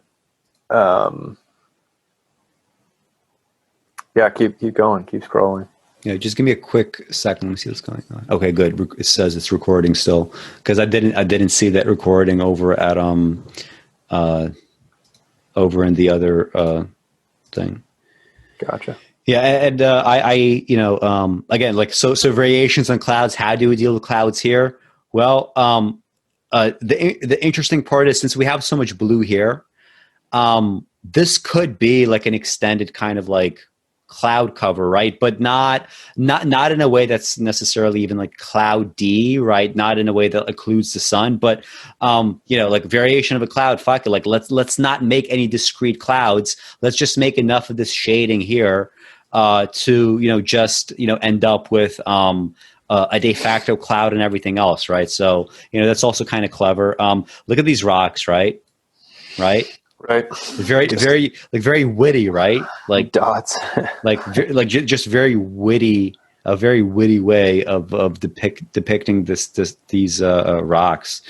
And I feel like people are kind of not really too analyzed in his works, but then again, it's kind of like, in some ways they're sort of there for, I guess to invoke some of the mood that you get much more from the color and the overall scene, and much more so as a kind of like, perhaps like a little bit of a props for the scene. I'm not sure if you have anything to say about the figuration or no. He's still a very good draftsman. Yeah. And like these a lot of those pen strokes or brush strokes on the figures are very similar to what you'd see in the the quick study sketches of Michelangelo, Raphael, Rembrandt, Van Gogh, Picasso. It's the quality is there. There's just enough, to suggest, and you understand what role this figure's playing in the work. And there's always like this implied, odd, not odd, but like it's like this implied musculature, right? That like without this kind of like relief, without this kind of sketching, like it's almost you're going to lose something. The fact that everybody's just kind of uniform by the hairstyle. There's and then you just sort of wonder, right? Like with people's like dress, right? The same versus like, who these people are, like, even if you don't have the sort of a cultural, cachet and the kind of, understanding to like make these distinctions between everybody involved. There's enough there historically, there's enough now that you do wonder about the variations, like, gray carrying something blue, almost maybe, slightly upper class figure, striped. We never get, this is the same color essentially as the sky, right? So we're going to get this guy, we're going to give him, the same quality as the cloud cover. And I mean, just enough variation should just always keep things like interesting and fresh, right? So just from purely like technical standpoint, like even if we don't get into all the highfalutin stuff, there's just so much to say, right? Like, again, like we got a de facto cloud here, right? And we don't have to do anything. We don't have to do anything other than let the natural kind of color, of the paper do the work for us, right? It fills it in for us. Anyway, that's all I have to say about that. Let's see what else we got.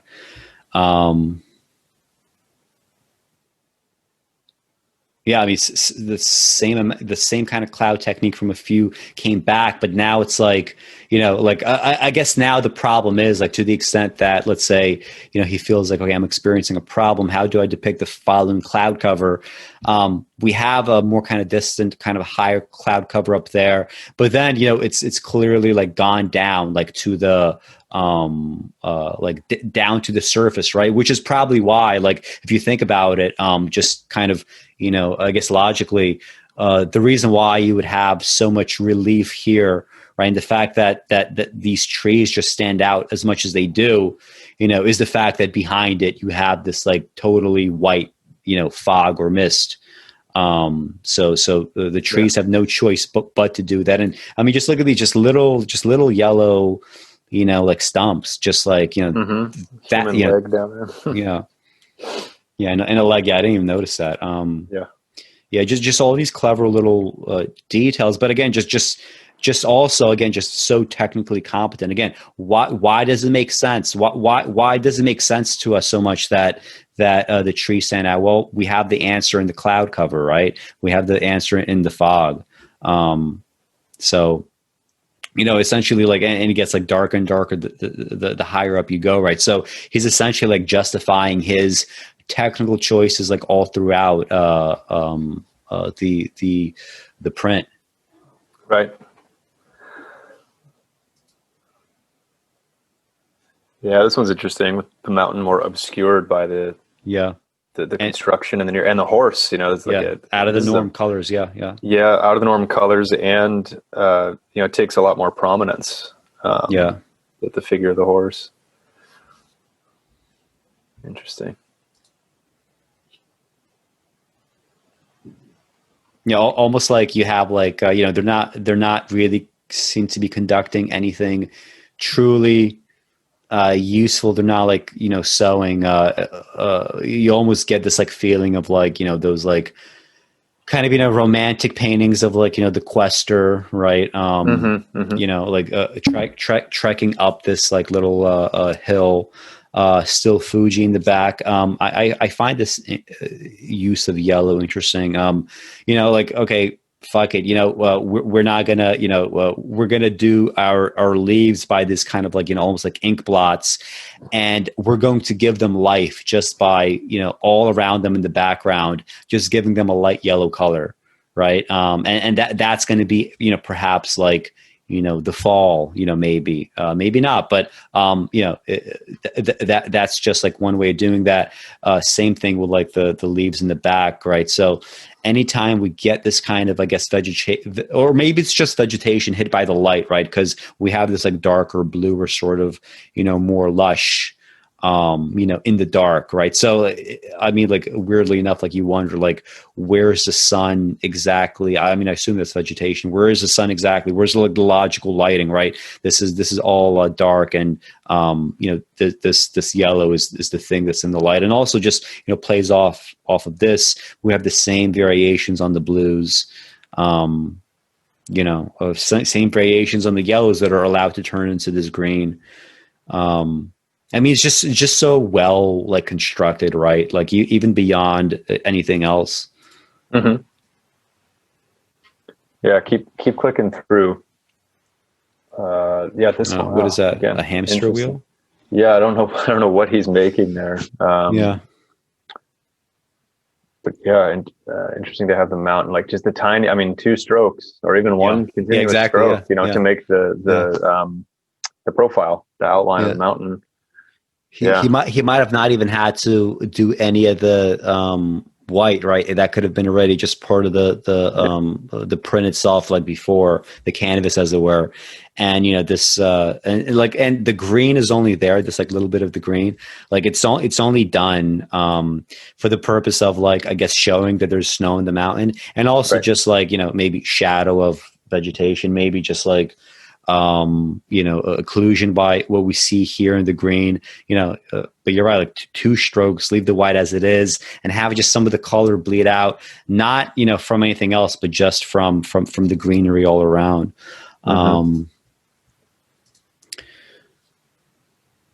That's a little different, right? This is another variation, right?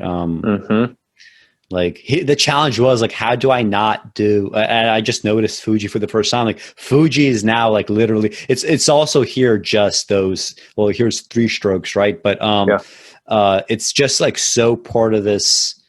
You know, it's even weaker than, you know, to talk about like use of perspective, right? I mean, you know, this line, all you get is the line. Here you have a tree closer up, right? And we have this like firmer kind of a green for the ink.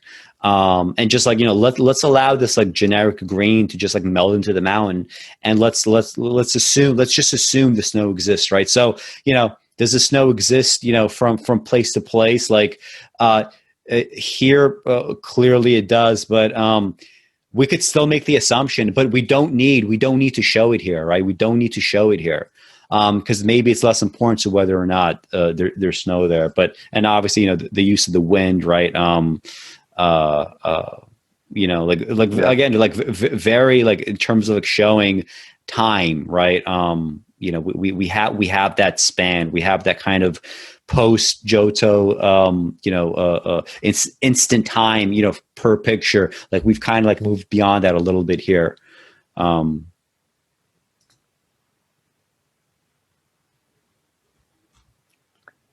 this is interesting. This is more like punchy kind of, you know, almost graphic arts sort of treatment to the whole scene. More urban with, you know, it's like, I don't know, it's almost as though like you wouldn't expect Mount Fuji to be that close by perspective, you know, to like a neighborhood like this or wherever we are. Yeah, almost like a comic book style, anime style on this one. Interesting. Kites in the sky. Yeah. Do you want to go through all 36, or you just want to click through more quickly on some of them? Yeah, I mean, not even halfway through. Just to show, like, 36 of them, like showing all these different variations. I mean, here's a variation of water, very different from the first and most famous print. Here's two variations. We have water here, right, and we have waves here, right? Right. We have that ripple effect, and again, every one of these just does something different with how to depict clouds, how to depict water. Like, there's so much variety here.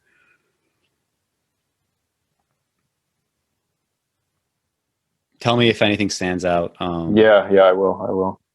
I mean, this jumps out, like deep winter, right? Again, just like using the white around the green. Yeah, right? the snow as outlining. That's an interesting choice, and like, this. Just like we had like the yellow outlining here, right? It could be a variation of seasons. It could be a variation on time of day, right? This could just be sunlight. It doesn't have to be the fall. But here, it's a similar kind of idea, right? We're just going to like crust that and just like, block it onto the tree itself. Yep.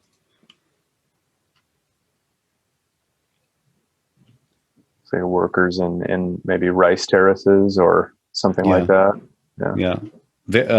Very also, I mean, like very nice, like little, like just imagine like just in terms of physically sitting there, right, what that would look doing like work, right, of getting down those brush strokes, again, highly impressionistic, and that's all sufficient. Water, again, I mean, water that is almost like, it's almost like stone in here, right? It's almost like rocks, right? But we're gonna and we have like maybe it's just like, water stains, maybe something else, but turtle on a leash. I just saw that. Did you see that turtle on a leash? This is why is a turtle trying to get away? I had a tortoise once. So let's see.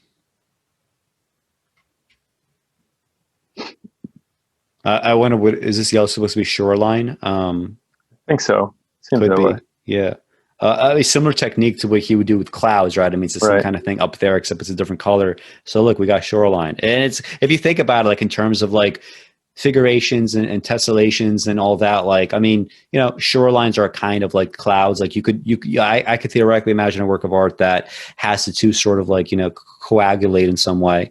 Let me just see if there's, because I mean, it also has that kind of like, graphic arts quality that you mentioned earlier. Very, very much brighter than a lot of these.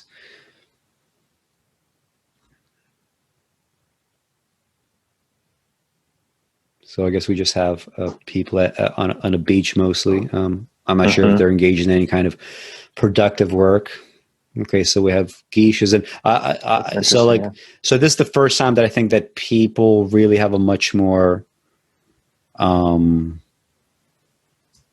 maybe they're not geishas, maybe they're just kind of like generically Japanese women from a time. But like I wonder, like, what? So like we haven't had like much emotional resonance to discuss yet in these prints in terms of like the figures. Like, is there anything here that you notice? Anything here that makes like these people interesting beyond like the landscape? Yeah. Can you zoom out again to the full? Full view.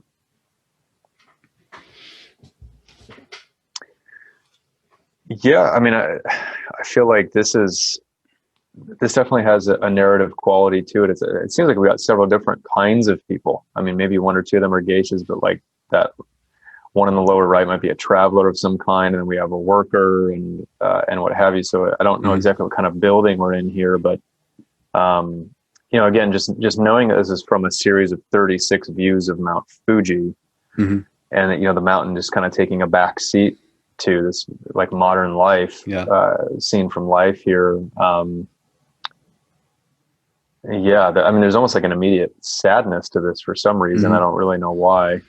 Yeah, I mean, there's something going on here that's like, I mean, clearly very old. Yeah, I wonder, like, what is this supposed to be? It almost looks like he's like killing an animal. I know, it's kind of strange. And this almost look, you know, he looks like a bag man in a sense. Yeah, Yeah, I mean, this clearly has to be like some kind of, and like just like with the way I guess some of the dress is, like, let's just zoom in just a little bit more quickly. Like some of this almost looks like frayed, right? Like, is this like is this like a pattern, or is this like frayed material?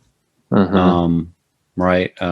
Yeah, and like come to think of it, like you said that, you know, Fuji takes a backseat. I didn't even think of Fuji, like that kind of like didn't cross my mind until I was reminded, oh yeah, this is 36 views of Mount Fuji. I mean, same thing here. Like clearly, you know, we're playing with backgrounds, right? And Fuji just belongs in the back here, and you have like what seems like a horizon line, right? I mean, yeah, but like a very a curved, gently curved horizon line, you know. Which again, it just didn't happen all that much in Western art. You know, prior to this. Yeah, it's interesting.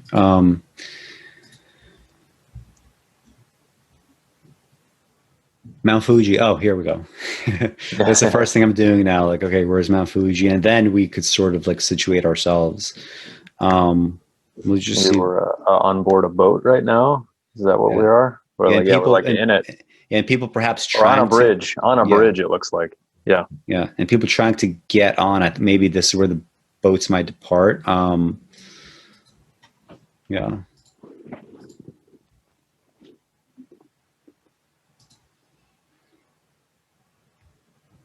Again, Mount Fuji's has become red. Is this impressionistic? Is this like you know, the fire of like, you know, the sun at a certain time of day? Same thing with the tree, right? You might have to do the same reading. And I mean, well, clearly, I mean, there's like also the horse, right? So it's not just all purely logical, right? I mean, these are still also prints. They have like commercial sort of qualities, but like in the back, like it's interesting. Like this almost looks like it's supposed to be grass, but I mean, it can't be, right? It has to be trees. Now all those trees are missing, right? And you know, here, like it's kind of weird. Like here, clearly this is grass, right? You know, this like impressionistic, like single stroke grass, but here it's like single stroke trees, right? So like it's kind of like saying, like, you know, by the logic of perspective, right, I could use the same exact technique here as I could down here, but you also get the sense that there is like something like, you know, going on here that is like, you know, that maybe invites more discussion in terms of like how, you know, perspective actually is played with, because this to me almost seems like grass, right? Simply because we have so much grass here that looks the same.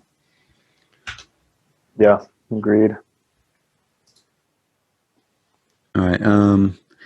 Oh, Mount Fuji is like, wow. It's like it's almost like it's so much smaller than the shoreline, right? Assuming that shoreline, or maybe it's supposed to be something else. It's a variation back there. Yeah, I remember this one. You know, the reflection, but not as you would see it. Yeah, exactly. Yeah. And like even the reflection with the snow, much more snow capped in the reflection than it is. In yeah. I mean, that makes sense. And depending on, like, I'm sure we've seen this all the time. Like you come up to a puddle of water anywhere, or if you're hiking, or even just like on the street somewhere, just on the sidewalk, the reality reflected there, like it's going to often look pretty different, because it's not subject to the same kind of light that you would see, you know, looking in from your vantage, right? So, you know, this could be just like a pure kind of like not much snow, maybe no snow at all, kind of like summer sort of thing. But clearly, you know, this is not the case, and the only way you know is because of you know, the fact that it's a reflection. Yeah, so that's interesting. Same here, more of the red. Not too much to say. Interesting variations on leaves once more. This is a little bit different from what he did, even in the more kind of circular leaves that he would adopt. Yeah, I've always enjoyed this particular print. I mean, anything that you have like just a couple of figures, right? The water being done again differently from anything else thus far. You have this thing becomes like water, right? It's not. It doesn't really look like just like, or maybe it is maybe I'm just kind of misreading it. But just like new variations of what he did before. Mm-hmm.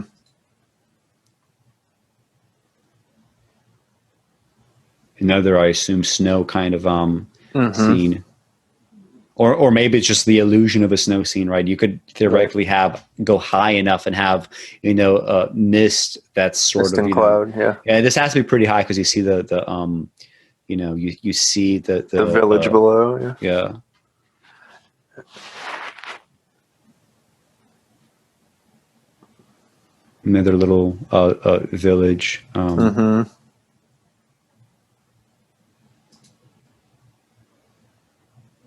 The cranes here, yeah, and deep blue on the mountain this time. Yeah.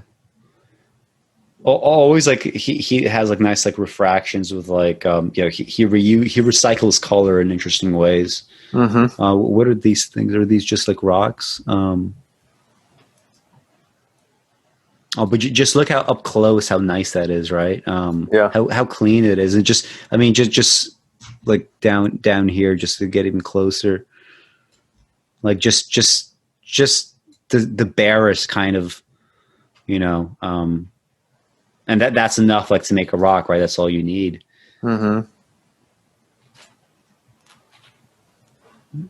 Too bad it's a little low resolution. Mount Fuji is just essentially the water at this point.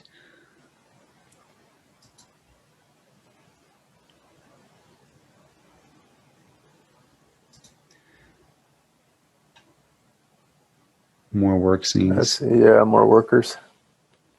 I think this is the first time we're seeing smoke. That's a nice way of almost like shells. Well, yeah, and those look like Van Gogh's swirling lines. Mm-hmm. Yeah, exactly. Same kind of treatment. Yeah. It all adds up to the same in the end. We all end with post-impressionism.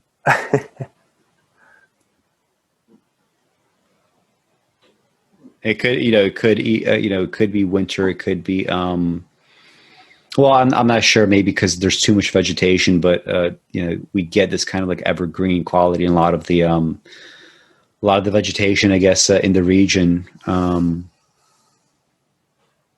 Same thing back here. We have these like little, like, imagine just perspective, right? We have these like very little bits of grass right here, and further on, like they're almost like engulfing the house, right? And they're sort of like engulfing the house here, and you don't even get to see what's happening in Mount Fuji. Yeah, more of that technique right here. We're going to have pink sort of blossoms. Mm-hmm. Oh, that's an interesting one, right? This is right. Yeah, workers again. Looks like he's tossing to each other. And like, look at that pile of wood or bamboo, presumably bottom left. Just little rectangles. Nothing else to it. Yeah. So listen, guys, like it's perfectly valid to use like Euclidean geometry in the arts. Okay, like we're not, we have not ever truly gotten past Euclidean space, and we shouldn't. I am a firm believer in Euclidean space. Where is Mount Fuji in this one? I don't even see it. Yeah. Let's see. Mount Fuji has transcendent. What if this is Mount Fuji? Yeah, I was going to say, are we on Mount Fuji? Yeah, I mean, in terms of variations, like eventually you would need this. And like you sort of get hints by this because the only land so far that is this rocky and this red and these prints tends to be Mount Fuji. So, this must be it. And what about this? Is this is that supposed to be like water of some sort that's rushing, or snow, or mist? Mist, maybe. Yeah, I don't know. either way, like whatever this is yet again like a new way of showing water, mist, or snow, whatever. So interesting. Kind of bolder with just the straight use of straight line there. Yeah. And like you have like, something to center you here. Like you have like the straightness, like running through Mount Fuji. And then you have this like, mist or whatever, this line down the middle, but everything is kind of running a diagonal against those two, against like the horizon line and against this kind of like centering line, like in the middle of the print. And also like, you look at the water itself, right? It's doing the same, like everything, right? Like, look at the fields, right? Right.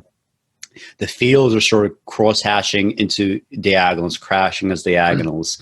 You have the water like in diagonals, right? Running against, the other part of the water, which is like, running horizontally. And, all the people here individually, right? Kind of like, not truly like parallel with each other in that way. It's a nice like setup. Yeah. These are like figures carrying other figures in the water as well. Yeah. I don't know what that is about, but even before you get to the content, there's like a lot to say about this kind of setup.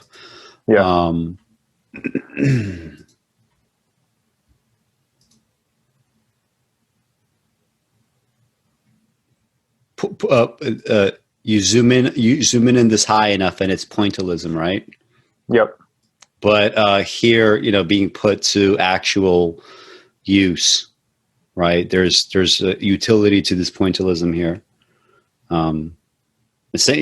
Whether it's here or whether it's like literally like this is how we're going to show shadow and vegetation on these rocks or whatever it is, or if this is supposed to be, tree cover itself, still, you could see it go in either way.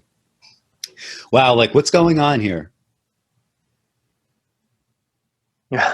No, like number 46. What are we doing here? maybe we should have read. I'm gonna just out of curiosity. What happens if I keep? Oh, this last one, it doesn't let me click anymore. Yeah. This is okay. Okay. So I lost my temper for no reason, right? I have to be mindful and kind. All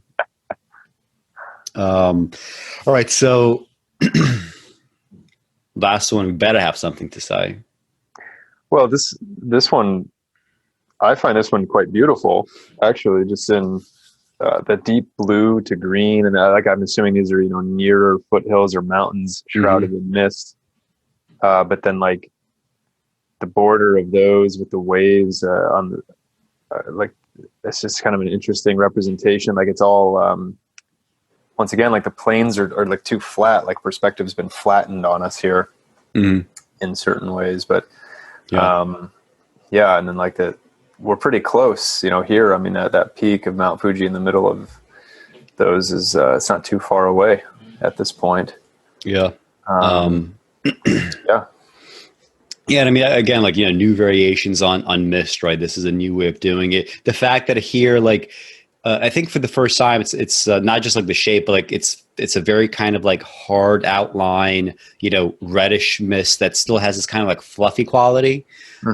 He would reserve like previous like sort of hard line mist to those like deep kind of like horizontal lines that he would do. But here's another way. Like like you said, in the back we have this thing that's like in some kind of shadow, right? So like you would have to like stop and think, okay, so if I were going to assume like, logical coloration and logical shadows and logical sunlight, where exactly, is everything? Like, it's just, and also you see Mount Fuji in the back where it's literally like black, right? With the exception of the snow. And, the light must be so bright that it's like literally like lighting up the snow. And everything else, by contrast is just occluded, right? So, and again, like, water again done in a new way. We have that little bit of pointillism here, but we more so it's like these like streaks one more time. We have like, we have waves that are not fully filled, right? To the extent that, you know, like the color blue could be said to fill a wave, and everything else is just, you know, the white reflection. Yeah. Yeah, I mean, like and just like this kind of, you know, like that's like the blue at the very top. Like, what do you think about that? Like, look at that streak. Yeah, well, he's had that as a consistent motif. Yeah. All the way through, and then in a couple of the prints that was also in the water. You know, for like these deep blues of the water. So yeah, that one's interesting because it's like I've wondered about that throughout. Like why have that streak of dark blue at the very top so consistently? Is it a way of like communicating kind of an infinite horizon that just goes on and on? I mean, yeah, it's in almost every one of these. Yeah. Yeah. And sometimes, yeah, it drops down. I guess, I mean, me bringing it up here is just kind of like, it's just much more stark in the sense that you just have this little bit of like more kind of baby blue below, and then suddenly the streak, and then you have a mountain that's like the identical color, you know what I mean? So it really kind of like brings out, you know, that, and just logically, I mean, what would that really dark, like if the dark blue is as dark as this, and we know that the lighting must be coming directly from the sun, like somewhere from the top right, and we're seeing kind of like the back, right? You know, you just wonder, like, where would you be positioning? Like, is there anything to, you know, Leonard Shlain's comment about where we are like positioned in you know, these Japanese prints as well as like, you know, Chinese landscapes. So, I mean, I think we're pretty much done with that part. I mean, do you have like anything to say to end this? Like, do you have anything, any extras, anything that didn't quite come up? You're just talking about in this section with the East versus West, or just in general? I mean, just in general, just like closing off art and physics, and just kind of as a capstone to the conversation, like, are there any like loose ends? Because I have like a couple of things to mention. Yeah. Well, one of my biggest questions after reading this book is a natural one, which we touched on briefly earlier, but that's what comes next. You know, we're living in the creative moment right now.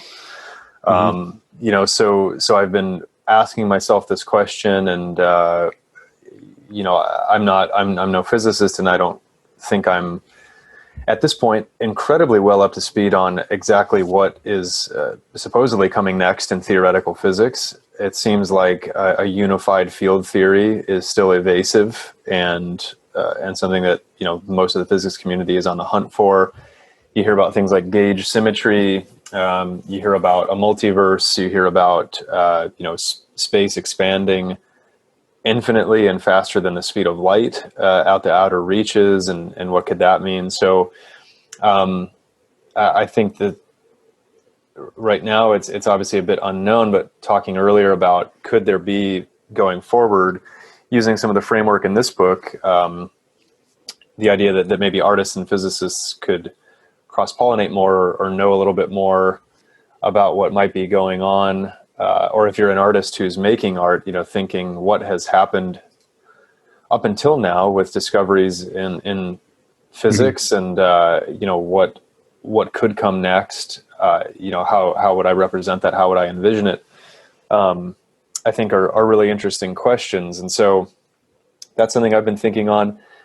We also talked a little bit about this in our exchange of notes before the show, but Shlain's obviously taking almost entirely a visual arts and predominantly painting perspective on all this. So, you know, what would it look like if we took this lens on literature, or if we took this lens on photography or film or theater, you know, some other kind of art form, and just see, not that it has to hold up, but would it hold up? You know, that'd be an interesting thing to see if it seemed like it sort of did in certain ways or different ways. So those are some of my, you know, my thoughts. And then maybe the final thing that's coming to mind too is I do still think some of this stuff is difficult to articulate. You know, Shlain talks about art creating like these the organizing of perceptions, or whatever you want to call it, about currently pre-verbal or non-verbal concepts for which society doesn't yet have a language to talk about. And in a lot of ways, I'm still not convinced we do have a language to talk about it. And when you start talking about like Einstein's theories of relativity, and like I'm still mired in some of that, right? Like I try to read really carefully through that section of this book, which probably distills it down as much as you could. And it's still difficult. It's counterintuitive. It's not easy to get your mind around. And,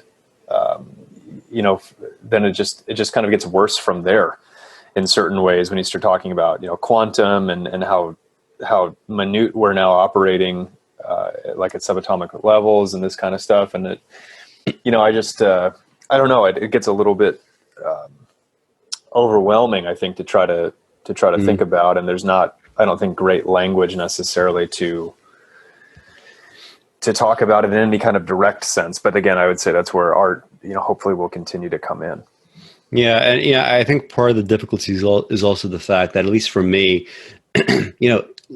using any one particular system, like it has to be a lens for some kind of, broader kind of comment. Like, yeah, like I think it's great that Leonard Shlain like discovered the kind of, I guess specific idea that, like here's artists who are sort of prefiguring physics. They are the kind of like, antenna of civilization in that regard. But it's also like a bit of a straitjacket, right? If you try like limit yourself to a purely like physics discussion, and you have like, the past 50 years of not, necessarily the clearest directions in physics, no real sense of like the ultimate like next level discovery, or what that even would look like. I mean, that's the other difficulty. Using this as a kind of like be all end all system, it definitely would feel like a straitjacket, right? There needs to be some sort of like a broader understanding of what's happening. So I guess like maybe we could end on that note. So like, I mean, Leonard Shlain, he does say that, what is the phrase that he uses? I think it's something like the distant early warning system of the collective thinking of a society, right? So, by definition, that's going to apply to absolutely, any time in history, right? Assuming that Schlain's model here is correct. So, let's apply that to today. Like if art and artists are the distant early warning signal, what exactly have we seen in the last 5, 10, 20, 50 years in the arts? Right. That is like presaging, not just like stuff in physics, because we don't even have to make that comment. I don't think we can. But like what exactly like is art saying about society right now as presently constituted, as art as presently constituted? What is that saying about society right now? Do you have an answer? Do you have the answer? No, I don't. I don't have the answer. I mean, I think that I come back to this question often, and I just don't. I don't think that I'm missing much in terms of like what has happened in the past 1 to 3 decades, right? Because that's what I'll ask myself is like, am I just totally missing some kind of like really important and like excellent or great movement that's been occurring in literature, in the visual arts, and this kind of thing, and I just haven't seen it, and I consider myself pretty damn tuned in on all that stuff. So it hasn't, like what you've seen from the past few decades, especially in like painting, hasn't really excited me all that much. I mean, it just seems like more and more and more ab-ex redux most of the time, and like this is what gets praised. So like unless we've got some really excellent painters operating in obscure corners of the world, which we probably do, but it's just been tough because I haven't necessarily seen that work come to the forefront. But what do you think that art, like everything that we've engaged in, even like, even people like Dan or whatever, like Yeah. what do you think is actually being said about society and the world, in the art that's been created, in the last half century or so? Like, do you have like any ideas about that specifically? If we're like using like, Schlain's model of, this is the, antenna of the human race, which is, I think it's like an Ezra Pound quote. Yeah. I don't have a great answer to that. I'll just ad lib a little bit here and say, maybe what we're seeing is like this feeling or the idea that there is still some kind of like deeper structure or next level of unification or dimensionality that could happen. Like, so for example, if I think about someone like Dan, and like his writing and like the largest works that he's undertaken, and a lot of it has like created its own little mini cosmos, its own little world where he refers back upon himself. It's kind of like a Mobius strip in a way. And so I wonder if that's indicative of moving toward, like, if we're going to talk about physics, like towards some kind of more unified theory of the forces at work in the world and in nature. But that's about all I can really say for it at this time. I wish I had a better answer. Sorry, I don't. But what about you? Well, I mean, if we're going to use Dan as an example, he has to be used as an example, right? Because if we think about like great artists around, anyway, so like using Dan as an example here, I think having Dan exist, right? It does say the following about society at a minimum.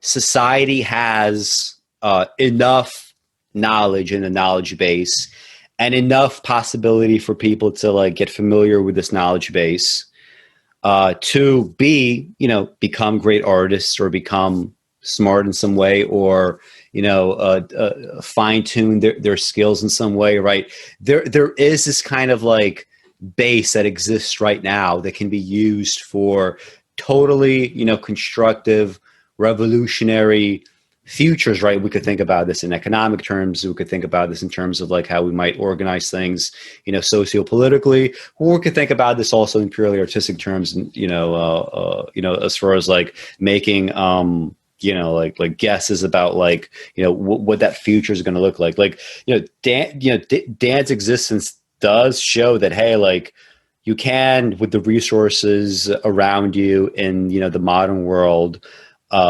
consume enough of your surroundings to transcribe it in the following way, right? And we could qualify it in all the ways that we would characterize Dan Schneider's work to be. That would be the qualifications. But the fact that exists and that's possible, and the fact that like literally the only direction that we can go towards is the one that we're going to push for. So you just have to keep pushing towards your particular set of values here.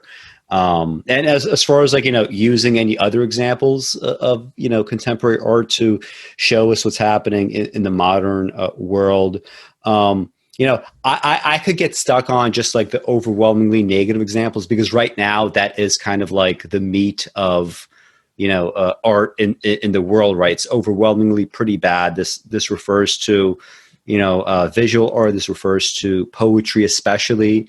This refers to, most films, like in any sort of kind of like large industry.